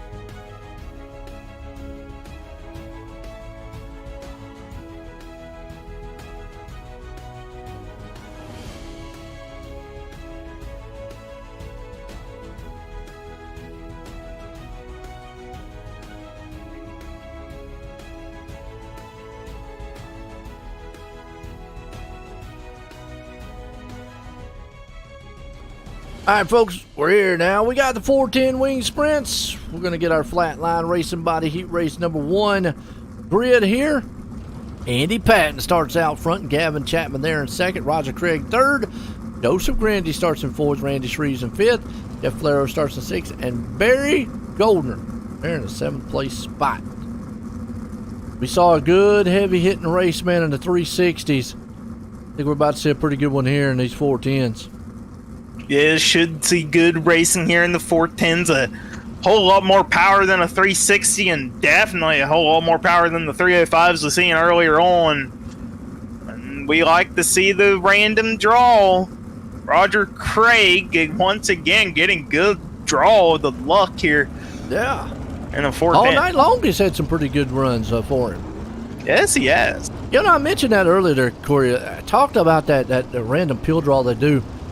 You know, most of them, which it always confused me why they did qualifying anyways in dirt, because they still do heats and stuff. I know it's to set the heat grid, but really I like the pill draw better because it makes it more randomized. If you're good, you're going to be good no matter where you're starting the heat. Show it on the track. And I like that because it does give other guys a little bit of a chance. Green flag. Here we go. Green flag's out. Roger Craig falls back in the clutches at the fourth over Grandy. Grandy in third. Chatham second. Andy Patton trying to extend his early lead here.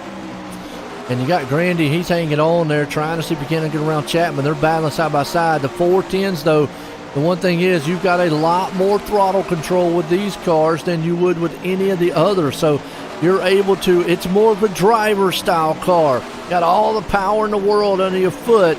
Sometimes it can be a bad thing. Sometimes it can be a good thing. Meanwhile, Grandy's there. Patton's out front. Chapman, right there in third. Craig hanging on to that fourth place spot, but he's got Shreves and Flair on his back deck. Shreves a little half slider there on Flair. Flair had to get out throttle. He smacks the wall a hair there.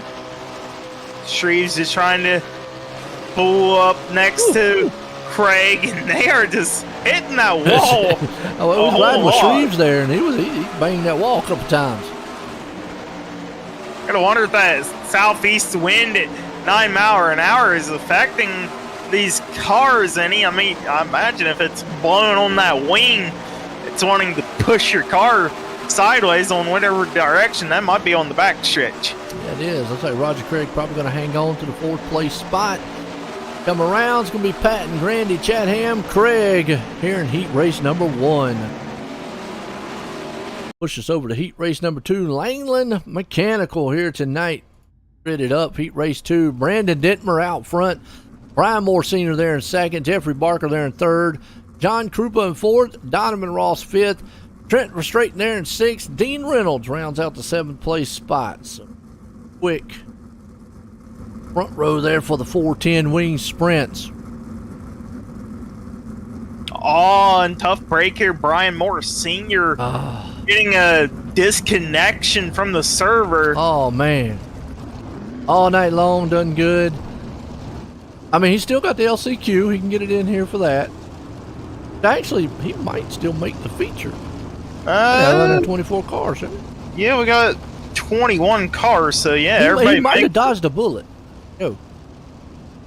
I got to ask, on the front of the car up there, Krupa, what is it? Oswego State. I know it's got to be like college or something. It's got to be up near Canada somewhere. No, he's in U.S., so where's up?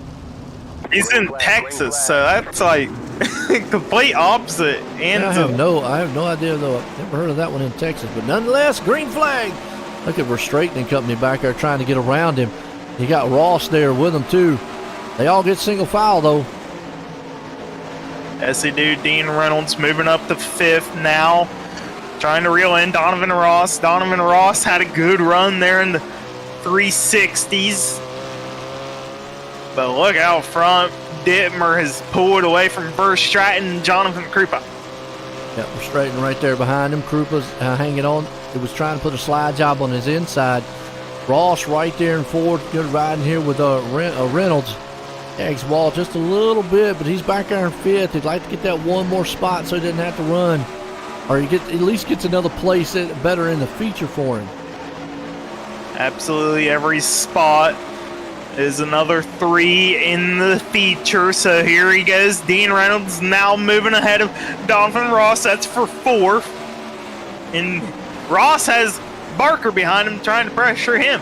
He does. Barker right there in 6th place. You got Brian Moore, who unfortunately had connection problems here tonight. Ross hanging on to 5th. All Dittmer, though, out front here with the white flag one more time. Dittmer, as long as he does not make a mistake here, going last 2 corners, he'll be all right for the win.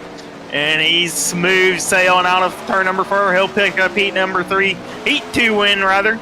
Over Nice. Trent Verstraeten. Solid win on his end. That'll push us over to heat race number 3, Venom Racing. Here tonight, let's grid it up. Gary Taylor out front. Gary Moffitt, they're starting in second. Bob DeGood, he's up in the third.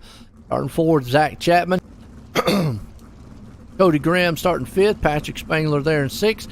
Chad Cote rounds out the 7th place spot. These 410s, they are bad fast. I mean, we saw earlier tonight 305s running about 17 seconds.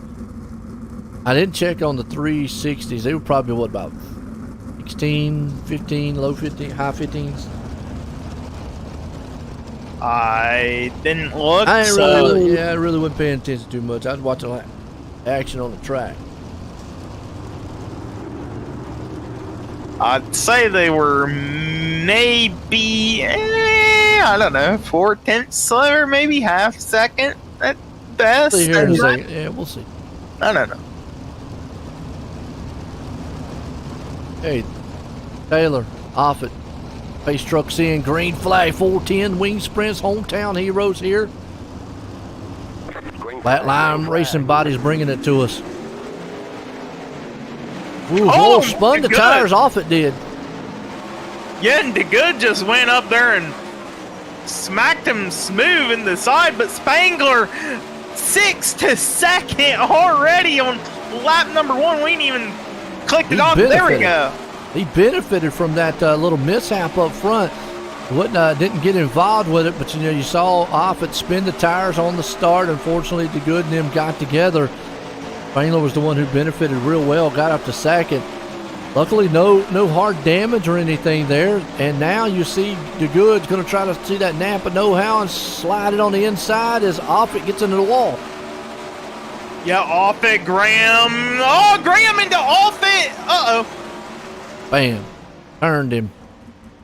And new leader, Patrick Spangler, but he's being challenged right back from Gary Taylor. Gary Taylor in the 34 car trying to battle back on the inside. Oh, yeah. See Spangler out front in this one. Taylor tried to throw the slide job on the inside. Couldn't get it to hold. Spangler's been on a roll all night long and tearing it up when he can. Taylor there. Look old Bob DeGood back here in third. He's got Graham behind him. So battle for the lead, battle for third and fourth. We come to the white flag. White flag in the air for Spangler. He's been strong in the sprint car. See who can hold on to third. Graham with the slider. Bob DeGood going to try at it again. Not going to be enough. Graham holds on third. Gary Taylor second. Patrick Spangler of heat number 3 win. Oh, warm-up time. Well, folks, say what? We'll be right back in a few.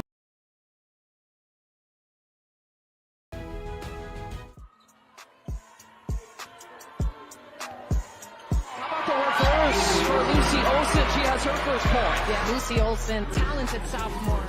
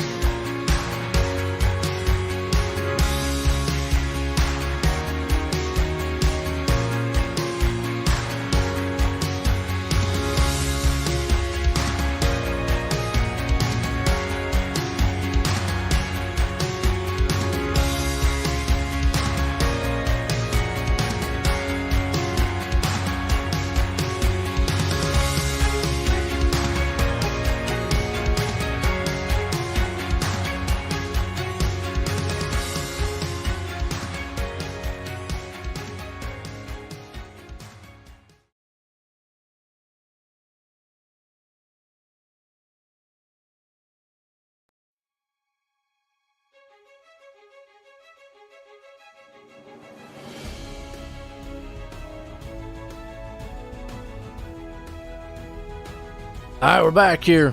Feature time. About to heat these guys up here with 410 wing sprints. We'll get our Super Dirt Car Series lineup here tonight. We'll look at it real quick here. As out front, Andy Patton starts out there front. Brandon Dittmer starts in second. Patrick Spangler there in third. Joseph Grandy in fourth. Trent Straighten up in fifth. Gary Taylor sixth. Gavin Chapman there in seventh. Don Krupa in 8th, Cody Graham in 9th, Roger Craig in 10th, Dean Reynolds starting in 11th. We got Bob DeGood in 12th, Randy Shreves 13th, Donovan Ralston 14th, Chad Cote in 15th, Jeff Flaro 16th, Jeffrey Barker there in 17th, Zach Chapman 18th, Barry Golder 19th, Brian Moore Sr. 20th. 21st spot, you got Gary Offit right here, so that rounds them out right now. Woo! Seen some exciting racing so far with these guys. Yeah, 21 cars here for 410s. So the shortest field of the night, but still over 20. That's what we like to see. We like to see over 20 every week here in Coast to Coast Racing for the hometown heroes.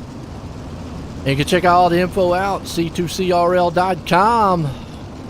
Coast to Coast Racing League. We're live tonight on the Coast to Coast Racing Network here on YouTube. It's likes and shares. OSR Network here bringing the action to you. And it's been exciting. We just had fun. That's what it is. Online simracingnetwork.com. You're home for fun and exciting sim racing. Hey, if you don't like having fun, I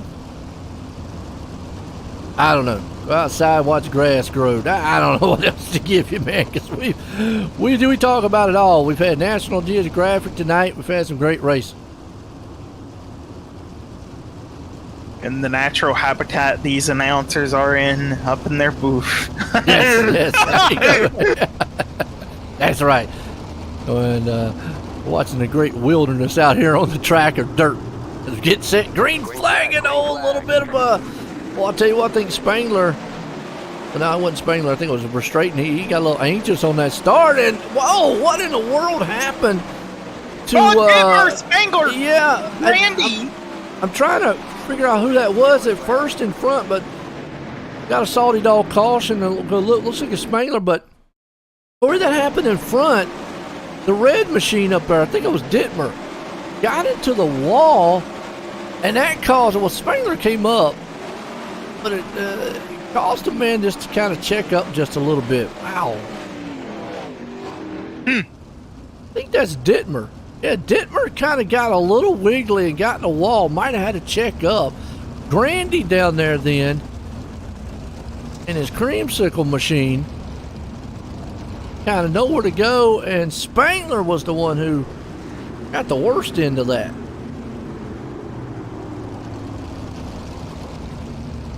Nice orange machine. I do like that. Yeah, good. Brightly colored, and read every sponsor on that car. Read the number.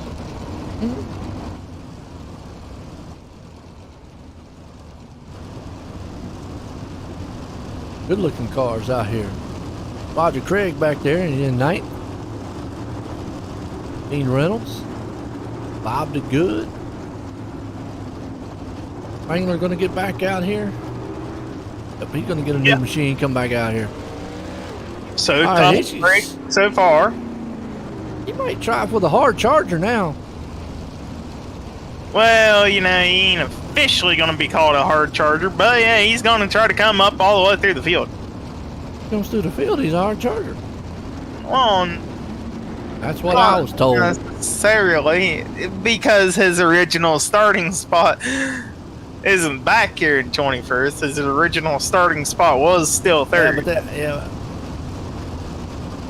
All right, here's how the hard charger works. It's whoever makes up the most positions, no matter what. From their original starting spot. No, that ain't how it works. That ain't in the rule book. We had to get confirmation of Roger Craig in there. Green flag. Either way, he could come back through the field. I mean, that would be impressive. Well, he's definitely got time to do so, and look at the gaggle of cars midfield here in front of Coat up on that wall, absolutely banging the sidewalls down on the guardrail. But watch his bite. Oh, they're wrecking. And Cody they're wrecking. gets through the ball. And cars. Spangler. He was involved in that one, but it's not. Watch it one more time. Yeah, there's okay. So there's multiple wrecks. Boom. So Spangler did get involved in a wreck with Barry Goldner in the back, but there was another wreck in the middle of the pack towards the front. Yeah, right there. Barry Goldner and them got together. Spangler just had a little bit of contact, but let's go up.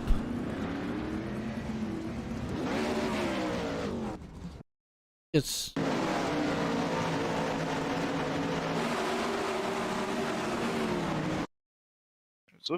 Brian Dittmer? No, he was involved. Oh, okay, yeah. Oh man, the orange machine and Dittmer. Yeah, that's the one that's up front. So there was multiple wrecks. There was one in the very back, then one right here with Brian Dittmer and company that just like clobbered a lot of the field. Towards more up to the front. That's the one that we saw. I did not even see the one in the back. I just went and watched back on the replays there, the Malcolm Mill ones. That's all what happened. Just unfortunate. Wow. So a lot of these guys are going to use their fast fix, get back here, try it again. Yeah, and how about Chad Coate? He was up on the cushion, banging the sidewalls of his tires on the guardrail. Was able to sneak by the big crash. He is now in third. Wow. Yeah. Go tell you, man, right there, he's up in third, and he would officially be our hard charger right now. But now Randy Shreve's up 11, and Brian Moore Sr., but he's back up 11.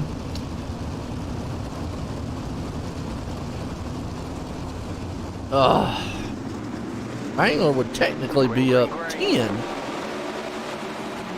11. Man, I tell you what. I'm impressed with Spangler.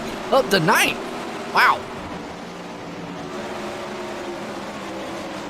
Look at this race going on. Oh, we might have another salty dog caution if they don't get it straightened back up at the back. There is a car around still. He's on the apron. No caution, no harm, no foul. Yep. Good deal. Look at this battle around about 10th place spot. Absolutely, that's behind Spangler. Look at Grandy trying to go 4 wide for Grandy. Trying to make it back up through the field. He's the one that was involved in that wreck just a little bit ago. He gets around Spangler. Woo! Yeah, he does. He threaded the needle, made it up there. Looks strong. He's up to 9th. Right behind him, though, they are tagging and banging it. No, well, I don't know. You know what? I got to give a save of the night there, man. Chatham, he had that thing cooked sideways, but was able to hang on to it. Unfortunately, the car is hurt. It tore the suspension up a little bit. Spangler got involved in that, and it dropped him all the way back. Meanwhile, up front, though, Chad Cote's taking the lead. He's not the hard charger, though. Brian Moore Sr. up 15 spots. Where in the world did that guy come from? Well, Brian Moore Sr., he had a hard charger last week. He's looking for another one this week in the 410. Whew. But Chad Coate, man, where in the heck did he come from? Because he started this race in 15th, and he has just been working that outside lane. Look at him. Yeah, it is nice. Up top, man, rumbling. He's still got 11 to go. Keep your poser. Meanwhile, he does like what he's seeing in his rear view right now. Shreves and Patton battling a little bit. See Shreves throw the slide job move on Patton. Tags that wall just a little bit. Oh, Brian Moore Sr. came out of the wall there. And we saw it in the back end. And then he gets punched in the butt again. But him and Dean Reynolds got together. Salty Dog cautions go back here. That actually started. We saw Brian Moore get in the wall, come down, just kind of ricochet off the wall, and Reynolds just in the wrong place at the wrong time, and he's got a dead fly on the track. Wow. But, it really, we've talked about it all night long here at Corey. Not so much in the 305s. not really a lot in the 360, but these 410s up on that wall. It doesn't take much once that wall grabs it, but the cushion has just solidly, and this is probably going to do an end to the hard charger for Brian Morris. He's going to the pits. But that wall tonight, they have gotten up around the cushion. Yeah, it's the fastest way around, but we've also seen it become the most dangerous way around. Yeah, absolutely. With how high up the cushion builds here around Knoxville, you definitely can get into the guardrail a whole lot easier. All right. Well, that's going to put Cote back in charge of that hard charger out front. He's wanting to win that and hard charger. Because Brian Moore Sr. now, he went into the pits. I mean, he's still up 6 spots. Brian Moore is. He will come back out. I mean, it's not done. He's got 10 laps. He only has to get 9 or say 10. We'll say 10 more spots. Who? Brian Moore. He's up 6 already. So he's got to get roughly 9 more, somewhere in that area. Give or take. All right. Cote, though, man, looking strong. We're going single file. Lights off on the pace truck here tonight. 410 wing sprints here. Hometown Heroes presented by the Flatline Racing Body. Coast to Coast Racing League, green flag. Cote gets the loud pedal. He's out front. Patton and Shreves right behind him. It's a good race. And look at Roger Craig up there in 4th place trying to hang on. Now look at Grandy. Shot it through the bottom as Craig hits the wall. He'll drop back a couple spots, but Grandy making a comeback. He started this race up in 4th. He's back up to 4th. Yeah. Solid run for him. Cote still out front. Oh, big wreck in the back. Dittmer around. That'll bring us out our Salty Dog caution. Get out on the Malcolm Mills replay of what happened to Dittmer. Wall again. I'm going to tell you, that wall is treacherous. And then another car, and wow, that was a beautiful 360. What? I got to give him a 10-10 for that move. That was Craig involved there, so tough break for him. He was having a good run up at the front. Not sure if he's got much damage on that car, if he's gonna look for a quick fix, but that wing is bent and maybe some other things. Might as well at this point use it. To go. Yeah, if he's got it left. That's true. The biggest story here has got to be Chad Cote. I mean, coming up, 15, 14 spots from the back, leading this thing. He's got about 8 more laps here to be 7 when they cross the line to get it done here tonight in the 410 wing sprints to pull off a awesome run. But he's got somebody back here that has been coming back. Grandy, keep an eye on him. And each one of these cautions really helps him out a lot. Yeah, no doubt about it. Grandy, he's been strong in the sprint cars here, and he's showing it. He can come from about anywhere in a field, and as long as he don't get involved in a wreck, he is up the front. Absolutely. All Cote's show right now. Getting set to go back green. You got Shreves and Patton. They'd love to spoil that show for him too. They're up 11. Shreves is. Flaro's up 11. Chapman's up 11. So we got guys coming through. You might as well say Grandy's up about 11 also, because he's had to come back through the field. A lot of these guys have been able to move through the field pretty good.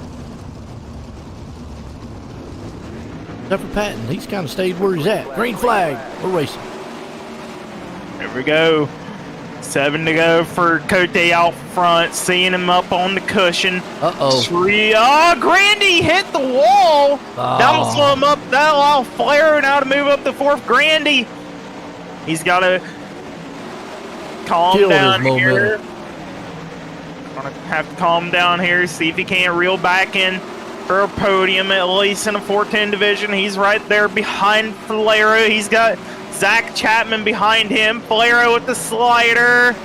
Grandy gonna cross him into turn one and has to actually get out of the throttle a little bit, not to hit the back end of Andy Patton, and back up in the wall. Grandy is. And they're wrecking in the back. You got Bob the Good back here. Actually, Jeffrey Barker wrecking. Back on the Malcolm Mills replay. See what happened right here with Barker. And I think that was Craig. No, it wasn't Craig. It was somebody else back there. See when the ticket comes around. But we just watched it. He blinked out, whoever it was. Bob the Good, man, unfortunately getting hit. Wow. Yep, Roger Craig was who it was in the back. Kind of got a little sideways. Jeffrey Barker nowhere to go. He closes in. Getting down here to final laps. Yes, sir. Closing in here on the 410 division in the Hometown Heroes. We'll get interviews with your top three, and then we'll make the switch over to the paved side. We're going to go to Langley with late model stock cars. We're going to the back. Cote still commanding this one up front. Shreve's there behind him. Patton, Grandy, Claro. Chapman only has to get up another. He actually could leapfrog Cote for the hard charger. Dak Chapman could. He's up 12 right now. Chapman or even Flair could. He and Barry Goldner. There's a couple of them in the hunt here for a hard charger. Now, so Claro's not out of the water. I mean, he can't get no more. He's up there in the wind, but I know he'd much rather have that win than a hard charge either way, but be good to take them both here tonight. Get set there to go green flag. Takes off on the pace truck. Cote out front. Shreve's there in second. Patton, Grandy, Claro, your top five. Everybody will go single file. Been a good one. Appreciate everybody tuning in. Likes and shares. And exciting. Pace trucks in. Cote says, I'm out of here. Yes, he does. He's out and pretty out front. Shreve's we're trying to roll the bottom one in second. Patton trying to follow. Grandy still up on that cushion, trying to utilize all the speed he can get out of it. He'll get side by side with Patton for third. Grandy being scored third that time around. Yep, Grandy's up to third. Up in the wall. Cote, man, like you said, unfortunately losing the lead. Shreve's right there behind him. And Shreve's is going to take it with 2 to go. We talked about it all night long. The wall snaps out there and bites him. And Shreve's, he's like, you know what? I'm going to stay up here on this cushion. But look at Grandy. He's coming in third. Yes, he is. Grandy, white flag this time by, trying to get up to second. See if he can't make a move on Chad Cote. But Shreve's attempting to take this one away from Cote after the mistake he made last corner. He's got it. Yep. Done here tonight. 410 wing sprint win. Trees, Cote, Grandy. Right there, looking strong. Those three, man, are going to bring it home. That was a good run, but unfortunate mistake out front, and our hard charger still going to go to Cote because he held on with 13 spots tonight. Good run by him. Get a word with these guys, and like you said, we'll flip it on over to the asphalt side of things here. Top three will jump up here. Grandy, Cote, Shreves.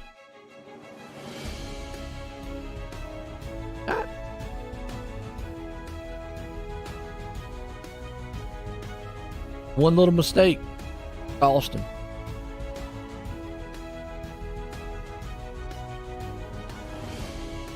All right, we got Grandy here. You want to get a word with him? Yeah. Hey, Joseph, you got a copy on me? How you doing? Well, comeback of the night here in the 410s. You were able to work your way back to third. Just talk us through whatever happened out there. Yeah, the beginning of the race there, I got stuck on the wall, and I didn't think I was going to come off it as hard as I did, so apologize to, I think it took out Brandon, my teammate there, and went to the back, fixed my car, and pulled some crazy stuff to get to the front, got there and had a little bit of damage to, I think, my rear. I think I probably could have got second, but I'm more than happy with a third. Absolutely good, hard comeback there for you. Got anybody like to thank? Yeah, I'd like to thank Catalytic Recovery, West End Towing and Repair, all the guys over at Training Wheels Racing. I'd like to thank you guys for doing the broadcast, Coast to Coast, all their sponsors, the guys behind the scenes, and my girlfriend Olivia again. There you have it, folks. Your third place driver, Joseph Grandy. Yeah, did a good job here tonight. As this guy right here, second place man, Chad Cote, with it. Hey, Chad, you get a copy on me? I got a copy. Well, man, you were hard charging throughout this field, but little mistake there at the end drops you back to second. Talk us through that race. Yeah, you know what? It was fun. I felt like in one lap I passed like 13 cars on the top. It was pretty crazy.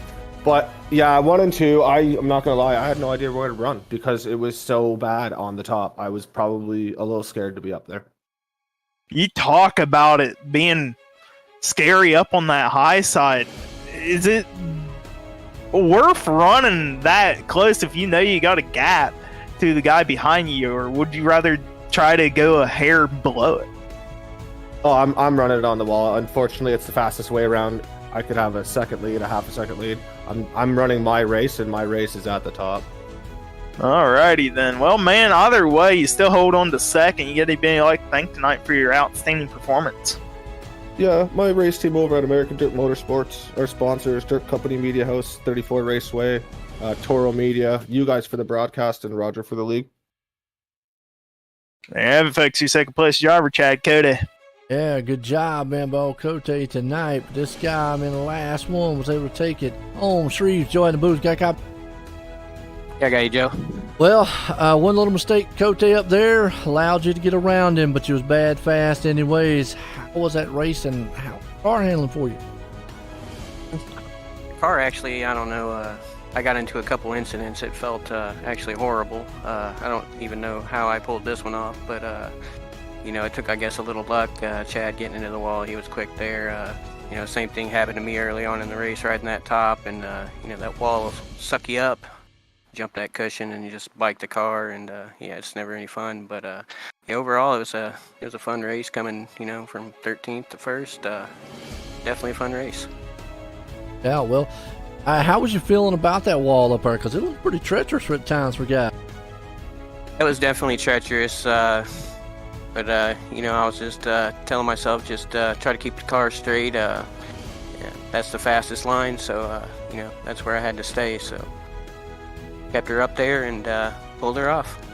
Able to hold on to the win. You got anybody want to thank for a good finish? For sure. Definitely want to thank my team, LGR Motorsports, ABR Setup Shop, Coulter West at Redline Race Design, One Wish Foundation, Wraps and Stitches, KSB Builders, Finish Line Repair, Coast to Coast putting on this awesome league, you, Joe, at OSRN, Flatline Racing Bodies, and, everybody for watching. Yo, man. All right, bringing it home, Randy Shreves. Well, don't go anywhere, folks. We got some asphalt racing coming up here. Car Tours next. Be right back.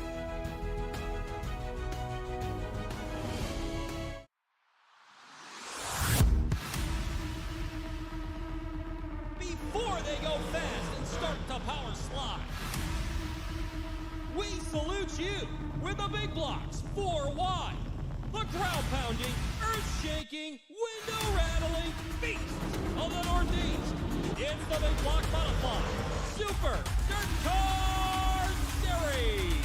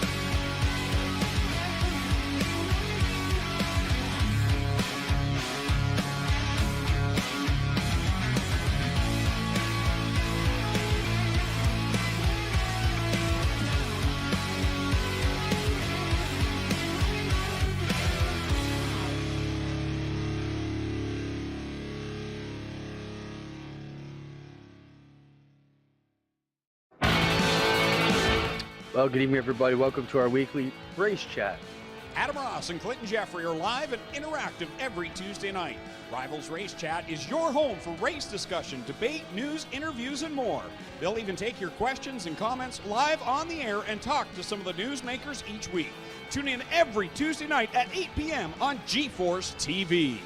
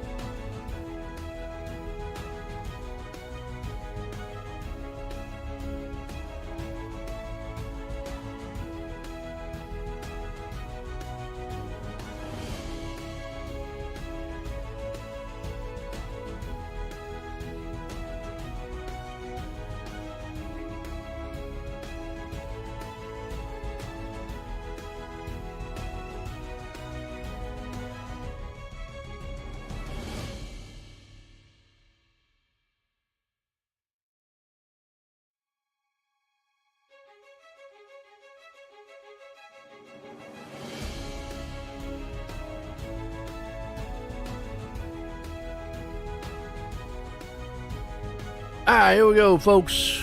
Qualifying here for the car tours here at Langley Speedway, and tonight has just been awesome, chaotic, and wild here with the hometown heroes. Cap it off with a little bit of asphalt racing for you, and Corey, it's just it's amazing what we see week in and week out. When we go through all those sprint cars, we come here, and these guys now they have a whole new different challenge out here in these things. Yeah, I mean, asphalt, late model stocks. This is a flat track here at Langley, 4/10 of a mile. You gotta kind of send it in deep. The tires on a late model don't wear off as bad as you would imagine. I mean, it's an aggressive driving car. Oh yeah.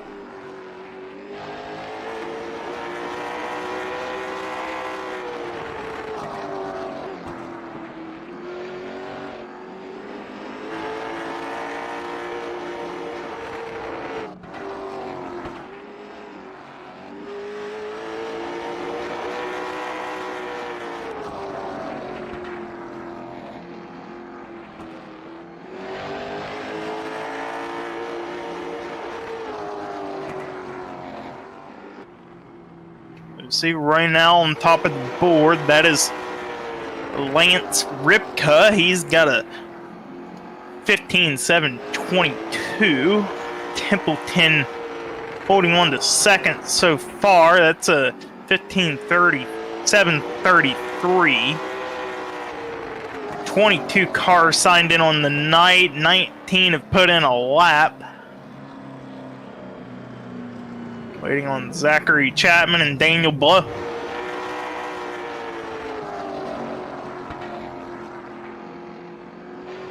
See Daniel Blow out there getting his laps in. They get 2 attempts here to set quick time. Coming around. They've been fast. First lap. Who, Daniel? Lance. He's been pretty fast.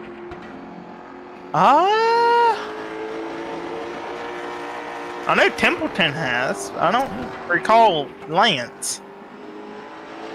Just don't see him too much on the dirt side. That's what I'm saying. I know. I think we see him a lot on the asphalt side. Mm-hmm. Hey, you should get out here and try this. Who, me? Yeah. Joe, I am unfortunately too high of an I rating to race here. What are you trying to say? Man. They told me I'm too good for the league. So, hey, let me remind y'all something. Corey got banned from iRacing for running into the wall. So let that one sink in. Oh boy. I'm trying to help you out, man. See, look, they say you're too good, but I'm trying to say, y'all might want to rethink that one.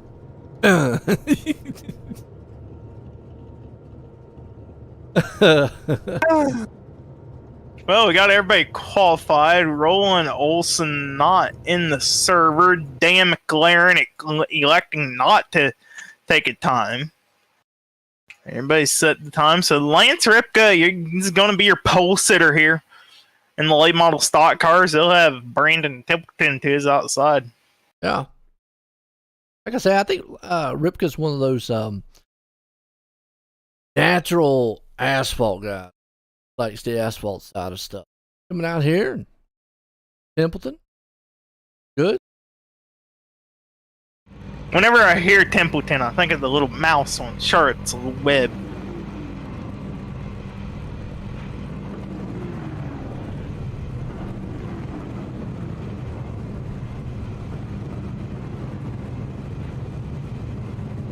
Oh, really? I don't know what that is. Let's grid it up. Maybe you can tell me here in a little bit. See what we got. Lance Ripka out front. We got Brandon Templeton starting in second. We got Brian Dickens right there starting third. Cullen Johnson starting fourth. Brandon Ishkanyan up in fifth. Zachary Chapman, he's going to start sixth. Brad Witzel, seventh. Cody Graham in eighth. 10 Chapman, ninth. Jim Boyd, 10th. Daniel Blau starting 11th. Jeffrey Barker, 12th. Andrew Smith there 13th. Bob DeGood, 14th. Brandon Dittmer, 15th. John Krumpa, 16th. Neil Strouser there starting 17th. Stephen Bixler, 18th. Barry Golden, 19th. Roger Craig starting in 20th.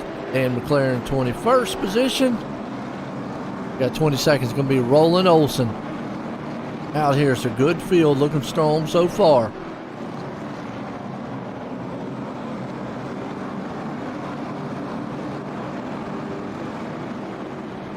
There we go, Lance Ripka setting the pole here. Whistle said, let's go dogs. Who are the dogs? He's talking about Cullen Johnston. Taylor. Is it? Cullen Johnston? The Corgi Mobile? Oh, so there's a different dog car out here. That's the only dog car I know.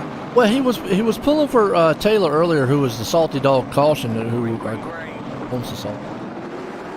But you're right. We like the Corgi machine out there. We always looking at that one. Is it got the dogs on it? Green flag. Here we go. The big difference between this and dirt racing, obviously, you're not sliding everywhere.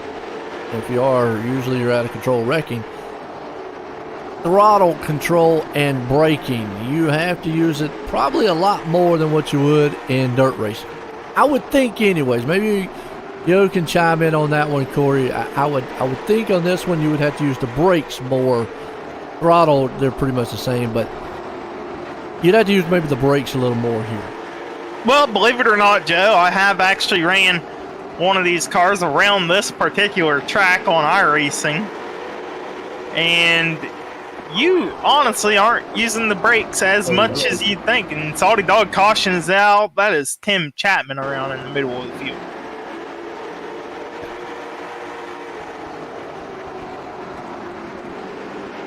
Oh, yep, bumped in the butt. That's what I was actually talking about right there.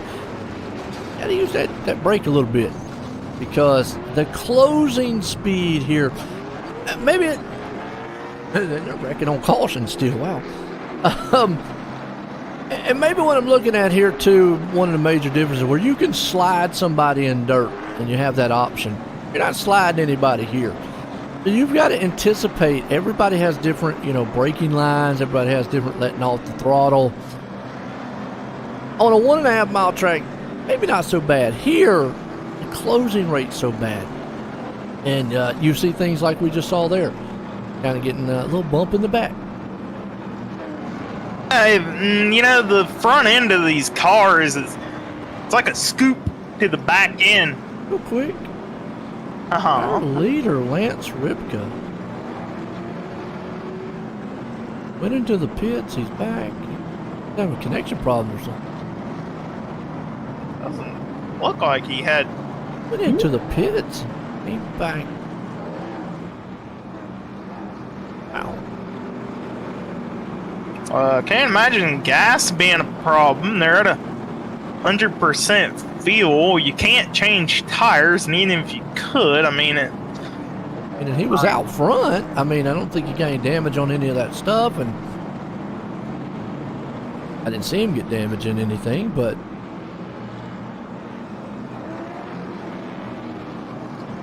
there was a little other.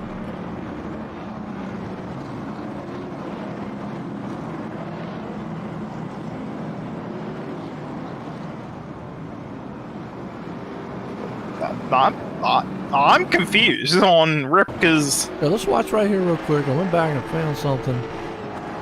There was a little bit on the start. I know we're about to go green, but look.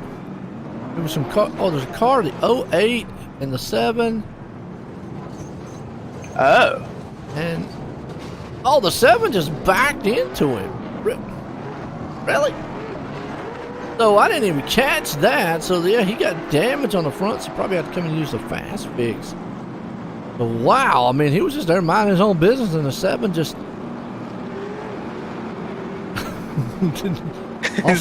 I guess I don't know what to say on that one. I don't know. Somebody wasn't clearing the track in time, and here comes Ripka and gets backed into, I guess. Typically, as a race control, I give call-outs to where wrecks are, and if drivers are safe to do a turnaround, but not the case here. Yeah, that was crazy there on that one. So I know race control, they'll settle that one out, but we go double them up. Pace cars in, green flag. Templeton's going to be out there. The problem with Ripka right now is he's going to be marred back there and all kinds of traffic, and on this track, probably the safest place to be out front. Yeah, definitely safe spot to be is out front, and on the bottom you see them all fighting to get down there. Gotta go back here to about 7th spot. That's Dittmer, Blow, McLaren. Actually, he had to start at the back, and he's up 14 spots. Run by him, like you just said. Up 14 spots. He's going to be the hard charger as of right now. Sitting there in 7th. Laren looking strong. As they're racking in the back. Yellow flag is out. Krauser got around on that one. Go back on the Malcolm Mills replay, see what happened. Gotta give a shout out to our Mission 22 restarting. Krauser and Western Auto got into it, and he almost got run over. That was Krupa and Goldner. getting involved as well. Got our Mission 22 restart zone. Lucy Olson, green flags, number 1 on the court. Also number 3 on the court, excuse me. The 1 in the hearts. We'll get that figured out. Yeah. Got all the gear though from her. Appreciate him coming on board. Find out more on like who exactly is Lucy Olson? Is that someone's it's someone's kid, but someone in the league or the series that knows her? Well, yeah. I mean, I know Roland Olson didn't start, but I mean, could be relationship right there. Somebody in the chat can chime in on us out there. I mean, I know good to see. Looks like a good basketball career going on there. Make it up to the WNBA. Or she could end up going into racing. You never know. All right, Templeton out front in this one. Corgi machine behind him, Johnston. Okay, so Joseph Cannell is out there saying, daughter of Roland Olson. So okay, nice, awesome. Well, we'll give a shout out there, man. Roland Olson, got the daughter out there. That's awesome.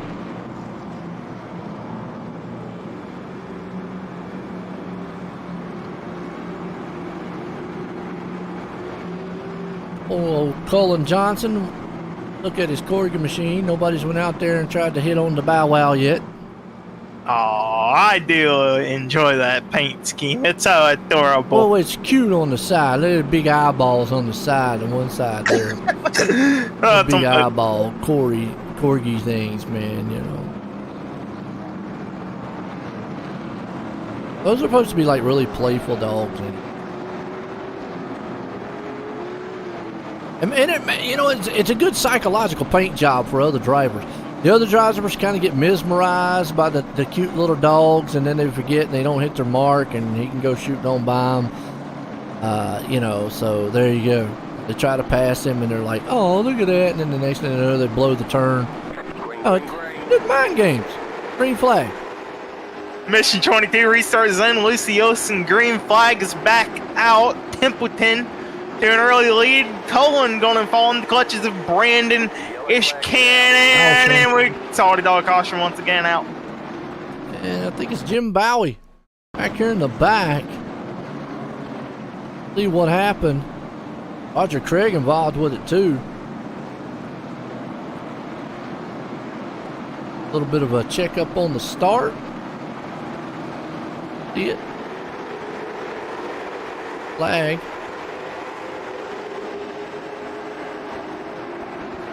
Well, it looked like Craig just got up there and punted him. 747, and they went in the grass.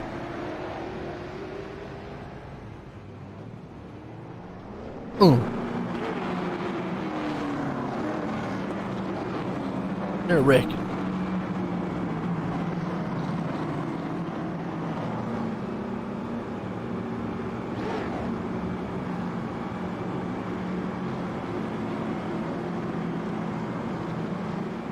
Little caution heavy here in the first third of the race, lap 20. And something else different between dirt to here is we count caution laps. That is true too. Yes.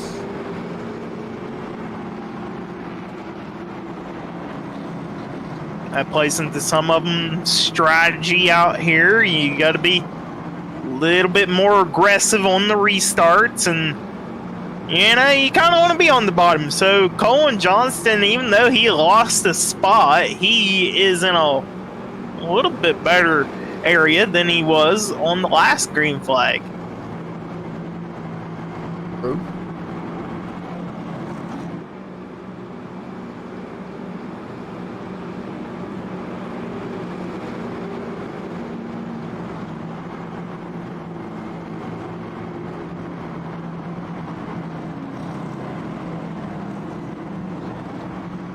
All right, go back green. Templeton, the man out front. What's that? It's Canyon. hanging on to second.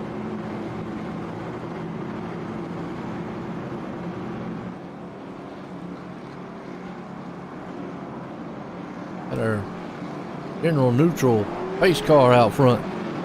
Oh, no. That is the weirdest thing iRacing ever came up with. Well, they're trying to be unbiased. Yeah, well, I still think it's a Ford Mustang at the front. Well, you get Mustang out of that, but okay. Maybe Oh, Fusion? okay, Maybe Fusion? Okay, Fusion. Okay, that's Yeah, that would be the closest car I'd say. Fusion. Focus. Focus? That's the small Ford. car. Well, who knows? Either way, Lucy Olsen green flag back out. Yeah, it is. I tell you what, and right now, Johnson, he's in a battle. Ish Canyon's on that outside. They go single file. Meanwhile, behind them, you got Wetzel and Smith. I remember most of these short tracks, right? I was about to say it's nighttime there on the sponsor, but inside lanes is where you want to be. Yeah, inside lane is the dominant groove, especially around here with how flat it is. And you might see these drivers put the left front on that yellow line or right below it, and you know there's a little bit of reverse banking there. Kind of keep the traction on the rear tire. It's kind of like a dirt track turn. And they're able to go down below that yellow line too, there, Corey. Yeah. And not lose. Some tracks that are small like this, you see them go down there and they get in between that yellow line, which is kind of the racing surface, and it's kind of banked a little bit. To that flat sort of upset the car. Seems like these are not getting really upset too much. No, not quite as bad as a lot of other tracks, and we see the battle back here. That's Dickens and Andrew Smith. Dickens kind of sent it in on Smith, and I think Smith is trying to get back to him. He gets a little sideways there. He is trying to get, I think he's going to get him. He does. He tags Dickens, causes check up behind. We got a Salty Dog caution out once again. And just like that is what we talked about, how things can change so fast. Guys up there battling, and Ripka involved in this one, unfortunately. Wow. So his night went from great to bad to worst. And yeah, he had to check up, and then he just got run over. Just accordion effect. Nothing you can do. Wow. Templeton's still out front. And the race control in me I seen that coming. I knew it was going to happen. I just didn't know how or how big it was going to be. Yeah, well, the thing, and you brought that up. How big is it going to be? Normally, we talk about plate track racing, not if, it's when the big one's going to happen. Short tracks kind of about the same. I mean, yeah, it might start out with one car, but there's not much room to go here on this place. I mean, it's narrow track. Yeah, absolutely. When there is a wreck on a short track, especially if it's a narrower track, I mean, this one's narrow on the track surface, but you got grass to go avoid a wreck if you need to. About landscaping. Yeah, you got a good landscaping if you have to, but it is still narrow and everybody's riding in the same groove, so if a wreck occurs out front like that, it's hard to get around. Oh, yeah. That back green. Templeton out front. The good races so far.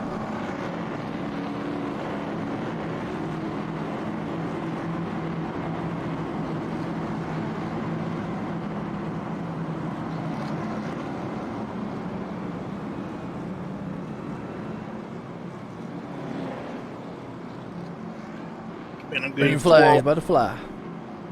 It's been a good 4 weeks so far. This is Langley. Set in Hampton, Virginia. Yeah. How close is that to you, Joe? I'm not sure. Martinsville would be the closest. South Boston would probably be the next. Because Martinsville is probably only about 2 hours away. South Boston would probably be about 2.5, 3. Richmond would probably be the furthest because that's way up near the coast here. I'm not sure where Langley is. I don't know what part of Virginia that is. All right. Well, here we off the top of go. my head, I'd have to look it up. But green flag. Mission 22 restart zone. Green flag is back out. Yes, it is. Lucy Olson went there. Johnson, Ish Canyon, Wetzel, Dittmer. Everybody now you see Johnson got stuck on the high side this time. Oh, Dickens around, and we got another track blockage. Wow, Barker just couldn't slow up and then went right into it. That's what I'm talking about. Nothing you can do. Out on the Malcolm Mills replay, see what happened here. He can head that preferred inside lane. Move it in there. Feel good so far. The 122 machine. Oh, just got tagged a little bit from behind by the Cool Rays, and then he got knocked in the... And Barker, man, tried to stop. He just didn't stop. Wham. Yeah, just thought he was cleared there on Zachary Chapman and gets turned to hair there, and like I said, scoop out front to square back. Bit.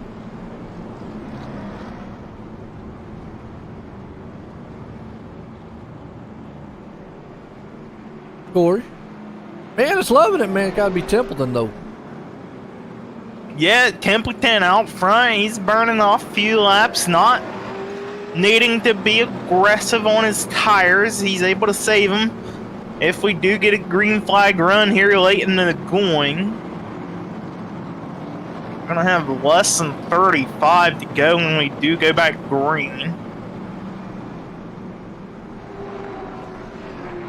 And unlike dirt, we talk about a lot of, does the cautions affect these guys? Sure, it does, but you can see the track doesn't really change. So I'm going to say he likes being out front where he is right now. Well, yeah, it's the safest spot, and I do believe he gets lane choice if he so wanted to take the outside, but around here, I don't think you'd want to elect the outside unless maybe your teammates with the guy you're starting next to.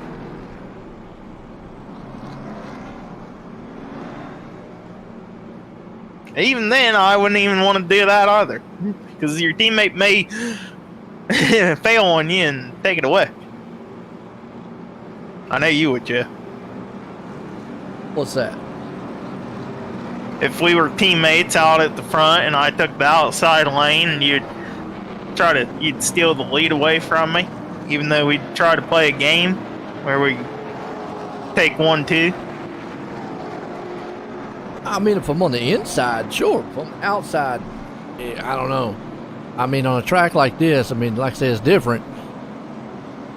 I've said it a million times. Do you want to finish in second, or do you want to finish way back in the back of the pack? You know? I want to finish second, at least. Yeah, there you go.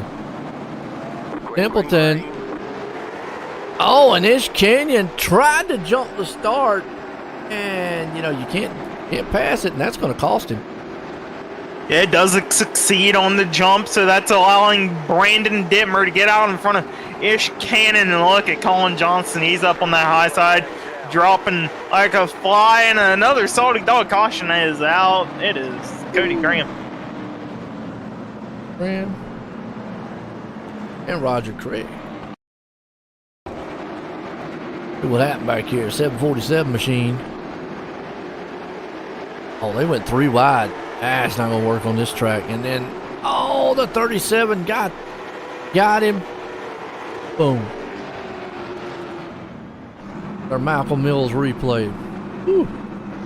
Yeah, Johnson's just not had the good spots on the restarts. He had it there once, and then every time after that, he's been. You get the outside lane on a restart, and it's so hard to get to the bottom. You're so closed up on each other, and everybody's aggressive. It makes it a tall order. Yeah. So we'll see what Ish Cannon can do now that he's going to be on the inside row behind Templeton. Follow Templeton. That's the first thing. I mean, obviously not going to be able to try to jump that start again. I mean, he tried to anticipate, missed it, had to hold up. Good thing is he didn't lose a lot of spots. No, and it probably actually is better off that he's starting inside row behind Templeton now anyways. And I just realized we got 3 Brandons at the front here. We got Brandon Templeton, Brandon Dittmer, and Brandon Ishcannon. You got a Brad in 4. The 4 Bs up at the front. Yeah. We're back at the B main. Quad B. Oh boy. Wow. Figure. Brandon show. Isn't your boy named Brandon? He is. There you go. We named him after Brandon Bernstein. Nobody knows who that is, Joe. Drag racer. Okay. Kenny Bernstein, his son. Nobody knows who that is, Joe. Maybe. Oh, man, a lot of people know who Kenny Bernstein. Let me out in the chat, man, unless you don't know who Kenny Bernstein is. Okay? Don Garland's the snake. I know that. Man. I mean, Corey's showing his age. He's just young. You're old. But you're young. Green flag.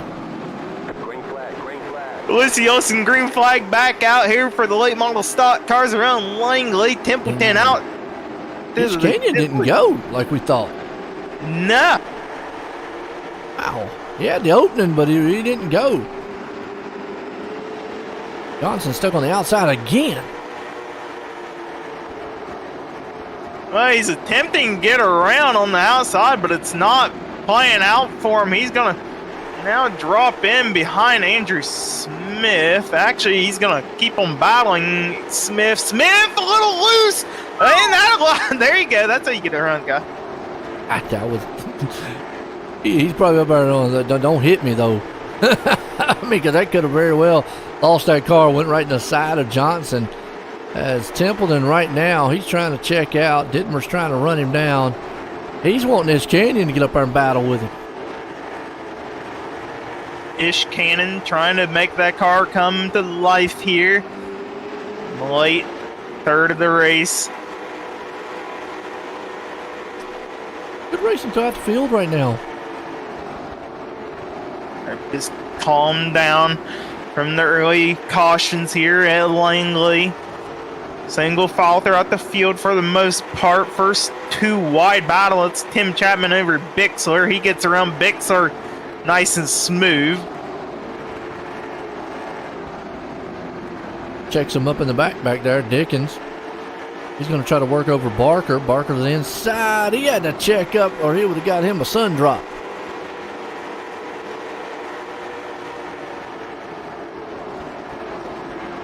So Dickens real aggressive there on the passing at the back, but they have closed in on each other at the top 3. And you got about a car or 2 length gap back to Brad Wetzel, and that little group are all about as tight as the top 3. It is. Riding here with Dittmer. Killer. From Kona, who's that? Iowa. I think. That Iowa? Yeah. Go with. Well, he's in the Midwest, so yeah. You know, and he's looking pretty smooth too. Watching him drive. Oh, caution! Salted dog. What we got? Like Krumpa. Western Auto Machine, what happened? You have help? What else involved? Oh, he just overdrove the turn and then just got... It came up the track, which... We should have hit those brakes a little earlier, but hey, a few other cars got involved with that one. Sure, race control will have a stern talking to Krupa. They're not holding the brakes. Hold the brakes, because, I mean, you know, hey, don't want it. I mean, sometimes when you hit the wall, sure, you get slung back up. Sometimes, you know, you can, like, stop. You want to try to ruin somebody else's race. I mean, these guys don't come out here and do this on purpose. We know that. But, you know, accidents happen. What it is. Yeah, we're all humans. Sometimes you just don't hit the brake. Except for Corey. Corey, he blatantly goes out there and gets... Oh, I know. I try to Ross Chastain at Richmond. Did it on purpose. Well, I wouldn't say that. I plan to try it like a dirt track where you slide in, you bounce the wall and bounce back and drive out of it, but it kind of glued. What's that mean? I don't know.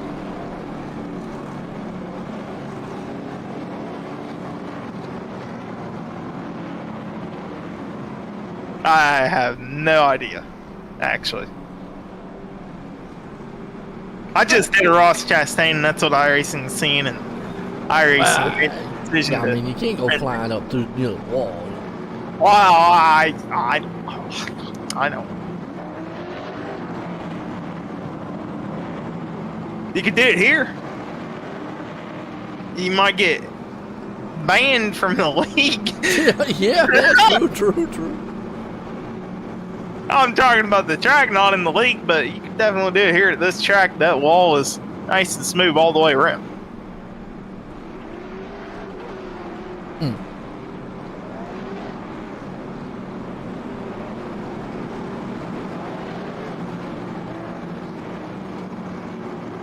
So Templeton still leading this thing. Gonna have 12 to go and we go back green. 13.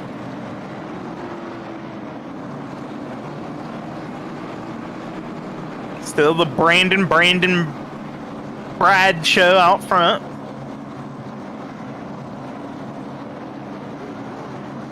Templeton gonna lead the field to the Mission 22 restart zone. We'll see the Lucy Olsen green flag, hopefully for one last time. Here we go. Good start for Dittmer. Oh, Dittmer gets it to Templeton. Oh. That looked like a block going wrong. Caution did fly. Go back and watch the Malcolm Mills again. Luckily, it don't look too bad, but it almost looked like he was trying to get up top there, but a little too late. Dittmer was there. Was it Dittmer that was there? Yeah, Dittmer. Yeah. Well, let's watch it one more time here on the replay. You see Templeton gets out, and yeah, he just keeps moving up the track, and Dittmer's just nowhere to go. I mean, I'm going to tell you what, the 43 got lucky. He got pushed back around. Yeah. Ow, Templeton. We have that lead. Oh, he's doing, and he's going to be a little bit marred back in traffic now. Being scored in. I think I would have, Corey, if I was him, I think I would have just leaned on the fact that I had the inside group. Yeah, I probably wouldn't have came up to the wall and the initial green flag like he did there, and not sure what they're pulling. They're playing with our mind. What's that? They was pulling on the apron there for whatever reason. Fuel shouldn't be a problem. Nah. I mean, normally when they pull on the apron, we know in real life, and I've talked about this on the asphalt side of things, most of the speedways that NASCAR run at have huge bankings, but it's a physics thing. The pickup on a lot of these cars are on the right side of the fuel cell. That way, when they're racing at speed on a lot of these cars, and they go on those high banks, the fuel goes up to the right side. It kind of like pulls it up. Don't ask me, it's a physics thing. But anyways, when they're at high speed, it's pulling the fuel up, so that it pulls it right into the pickup.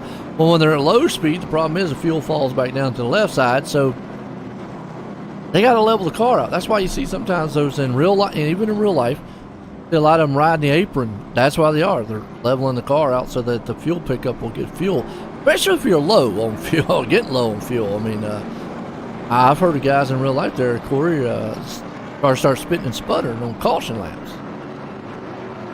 Yeah, so fuel not a problem in these.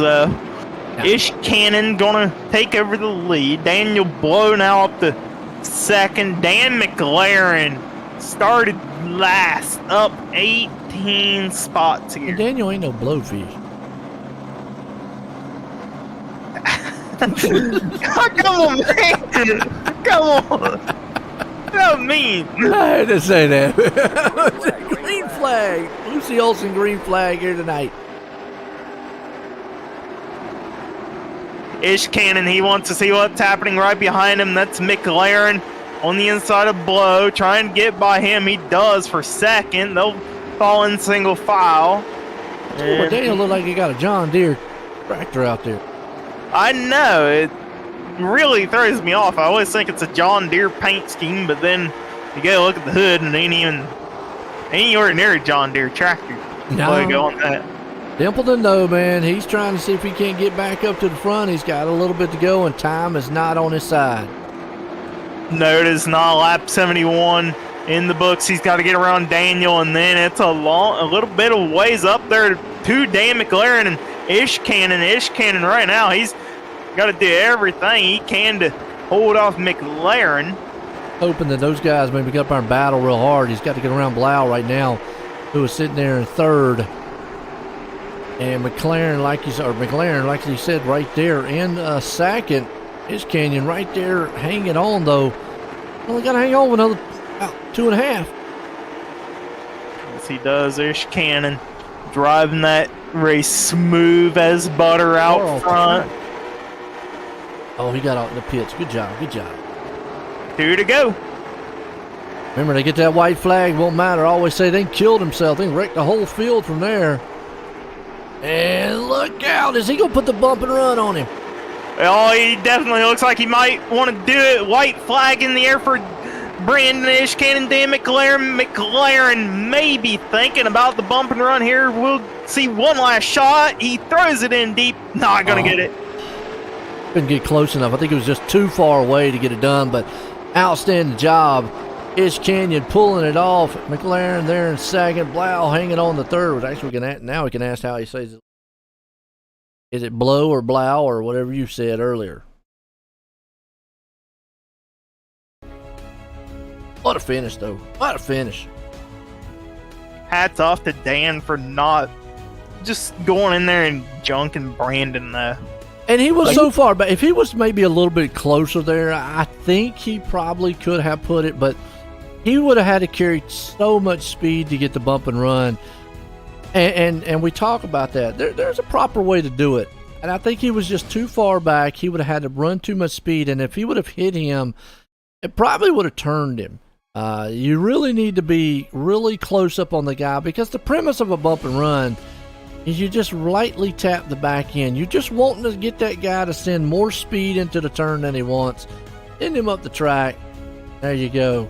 Bring up old Ish Canyon and let's get a word with him. Hey, Brandon, you got a copy on me? Yeah, man, I got you. Well, you're burning it down out there after a win here in the late model stock cars. Just talk us through that race. Man, I hate this track, actually. This is a home track for me. Ain't but hour and a half from me, so I've actually seen a lot of real racing here, and you know, I was kind of going into this race going, all right, man, let's try to get something here and get a good win. And I was telling Cullen the whole race, I hate this track, I despise it, I suck at it, I'm terrible at it, and he was talking me through it the whole time. Just stay patient, just, you know, get the restarts, stay on the restarts, and this is how you drive it, and you know, and so I got to thank him for staying in my ear while we were racing.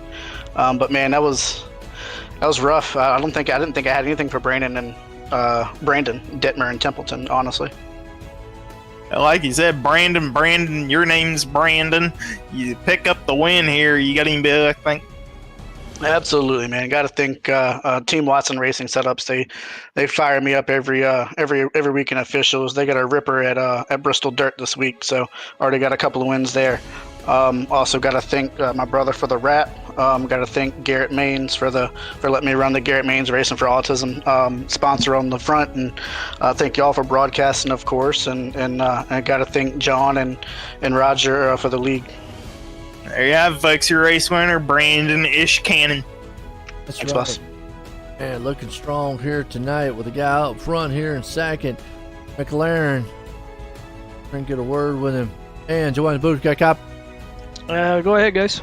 Well, I got to ask, what would it took to maybe get the lead, or what would it took to maybe put the bump and run on? 4 fresh tires. Hey, tell you what, hey, tires out here, man, sometimes they wear out. But you're able to come home and get it up here in second, man. How was your race? Yeah, it was pretty good. Maybe could have had a couple less cautions and, longer green flag run. But no, it's a shame, like a couple of those cautions. I just got on the back of some guys and because I had nowhere to go, so I feel sorry for ending their night. But no, overall, I think it was a pretty good race. Well, like you said, man, a good race coming through the field. You had a good finish coming home in second here. You got anybody you want to thank? Yeah, a bunch of guys. Both guys at Venom Racing. Sorry, I'm just getting over from being sick. Weltzler Custom Fabrications, Magnum Race Designs, VMR Wraps, Coast2Coast Racing League, and you guys for putting on the broadcast. There you go. That's the second place man right there. McLaren bringing it home. Bring up old Blau here and let you get a word with. Hey, Dan, you got a copy on me? Yes, sir. Well, first off, how do you say your last name? Blau. Okay, okay, Joe. Joe won that bet on me. Yeah, I've been in a couple He of called those you. races. He called you blow before. I said he ain't a blowfish. Oh, I'll tell you what. I'm 48, and in 48 years, I've heard every possible verbiage of it. Hey, look at Corey's last name. There you go. I mess his up all the time. So. Well, anyways, Daniel, you bring her home in third here in the late model stock car. So just talk us through that race. That was some rough racing a little bit, but we had some good runs in there. I'm just really kind of blown away that I finished where I did. I've been really inactive racing for about the last year and a half. Last week I raced my first dirt race in a year and a half. I sold all my old gear back in like October, so I was not racing from October till about 2 weeks ago. And this is my second race back in VR, so just with all the changes, I'm kind of blown away that I was able to get it up here. Absolutely, you're picking up good on new equipment out there. You got anybody like to thank for your outstanding performance? 100% my wife for letting me do this. This 48-year-old man's car racing dream. So yeah, thanks to her, and that's about it. Thanks to you guys for the broadcast, and obviously the league for the racing. It was a lot better racing tonight than it was last week. There you have it, folks. Your third place driver, Daniel Blau. Yeah, there you go, Thank man. you, sir. That was a good run by him tonight. Looking strong. Well, folks, man, we're going to head out of here. It was a good night here at the Hometown Heroes. I mean, we had exciting racing. We had, some thrills. But, man, it was just definitely everything, man, that you could ever have. And, Corey, I enjoyed it, start to finish. Yeah, good racing once again here for the Hometown Heroes at Coast2Coast Racing League. Doubt. Well, for myself and everyone, hope everybody enjoyed it. Everyone, have a good night.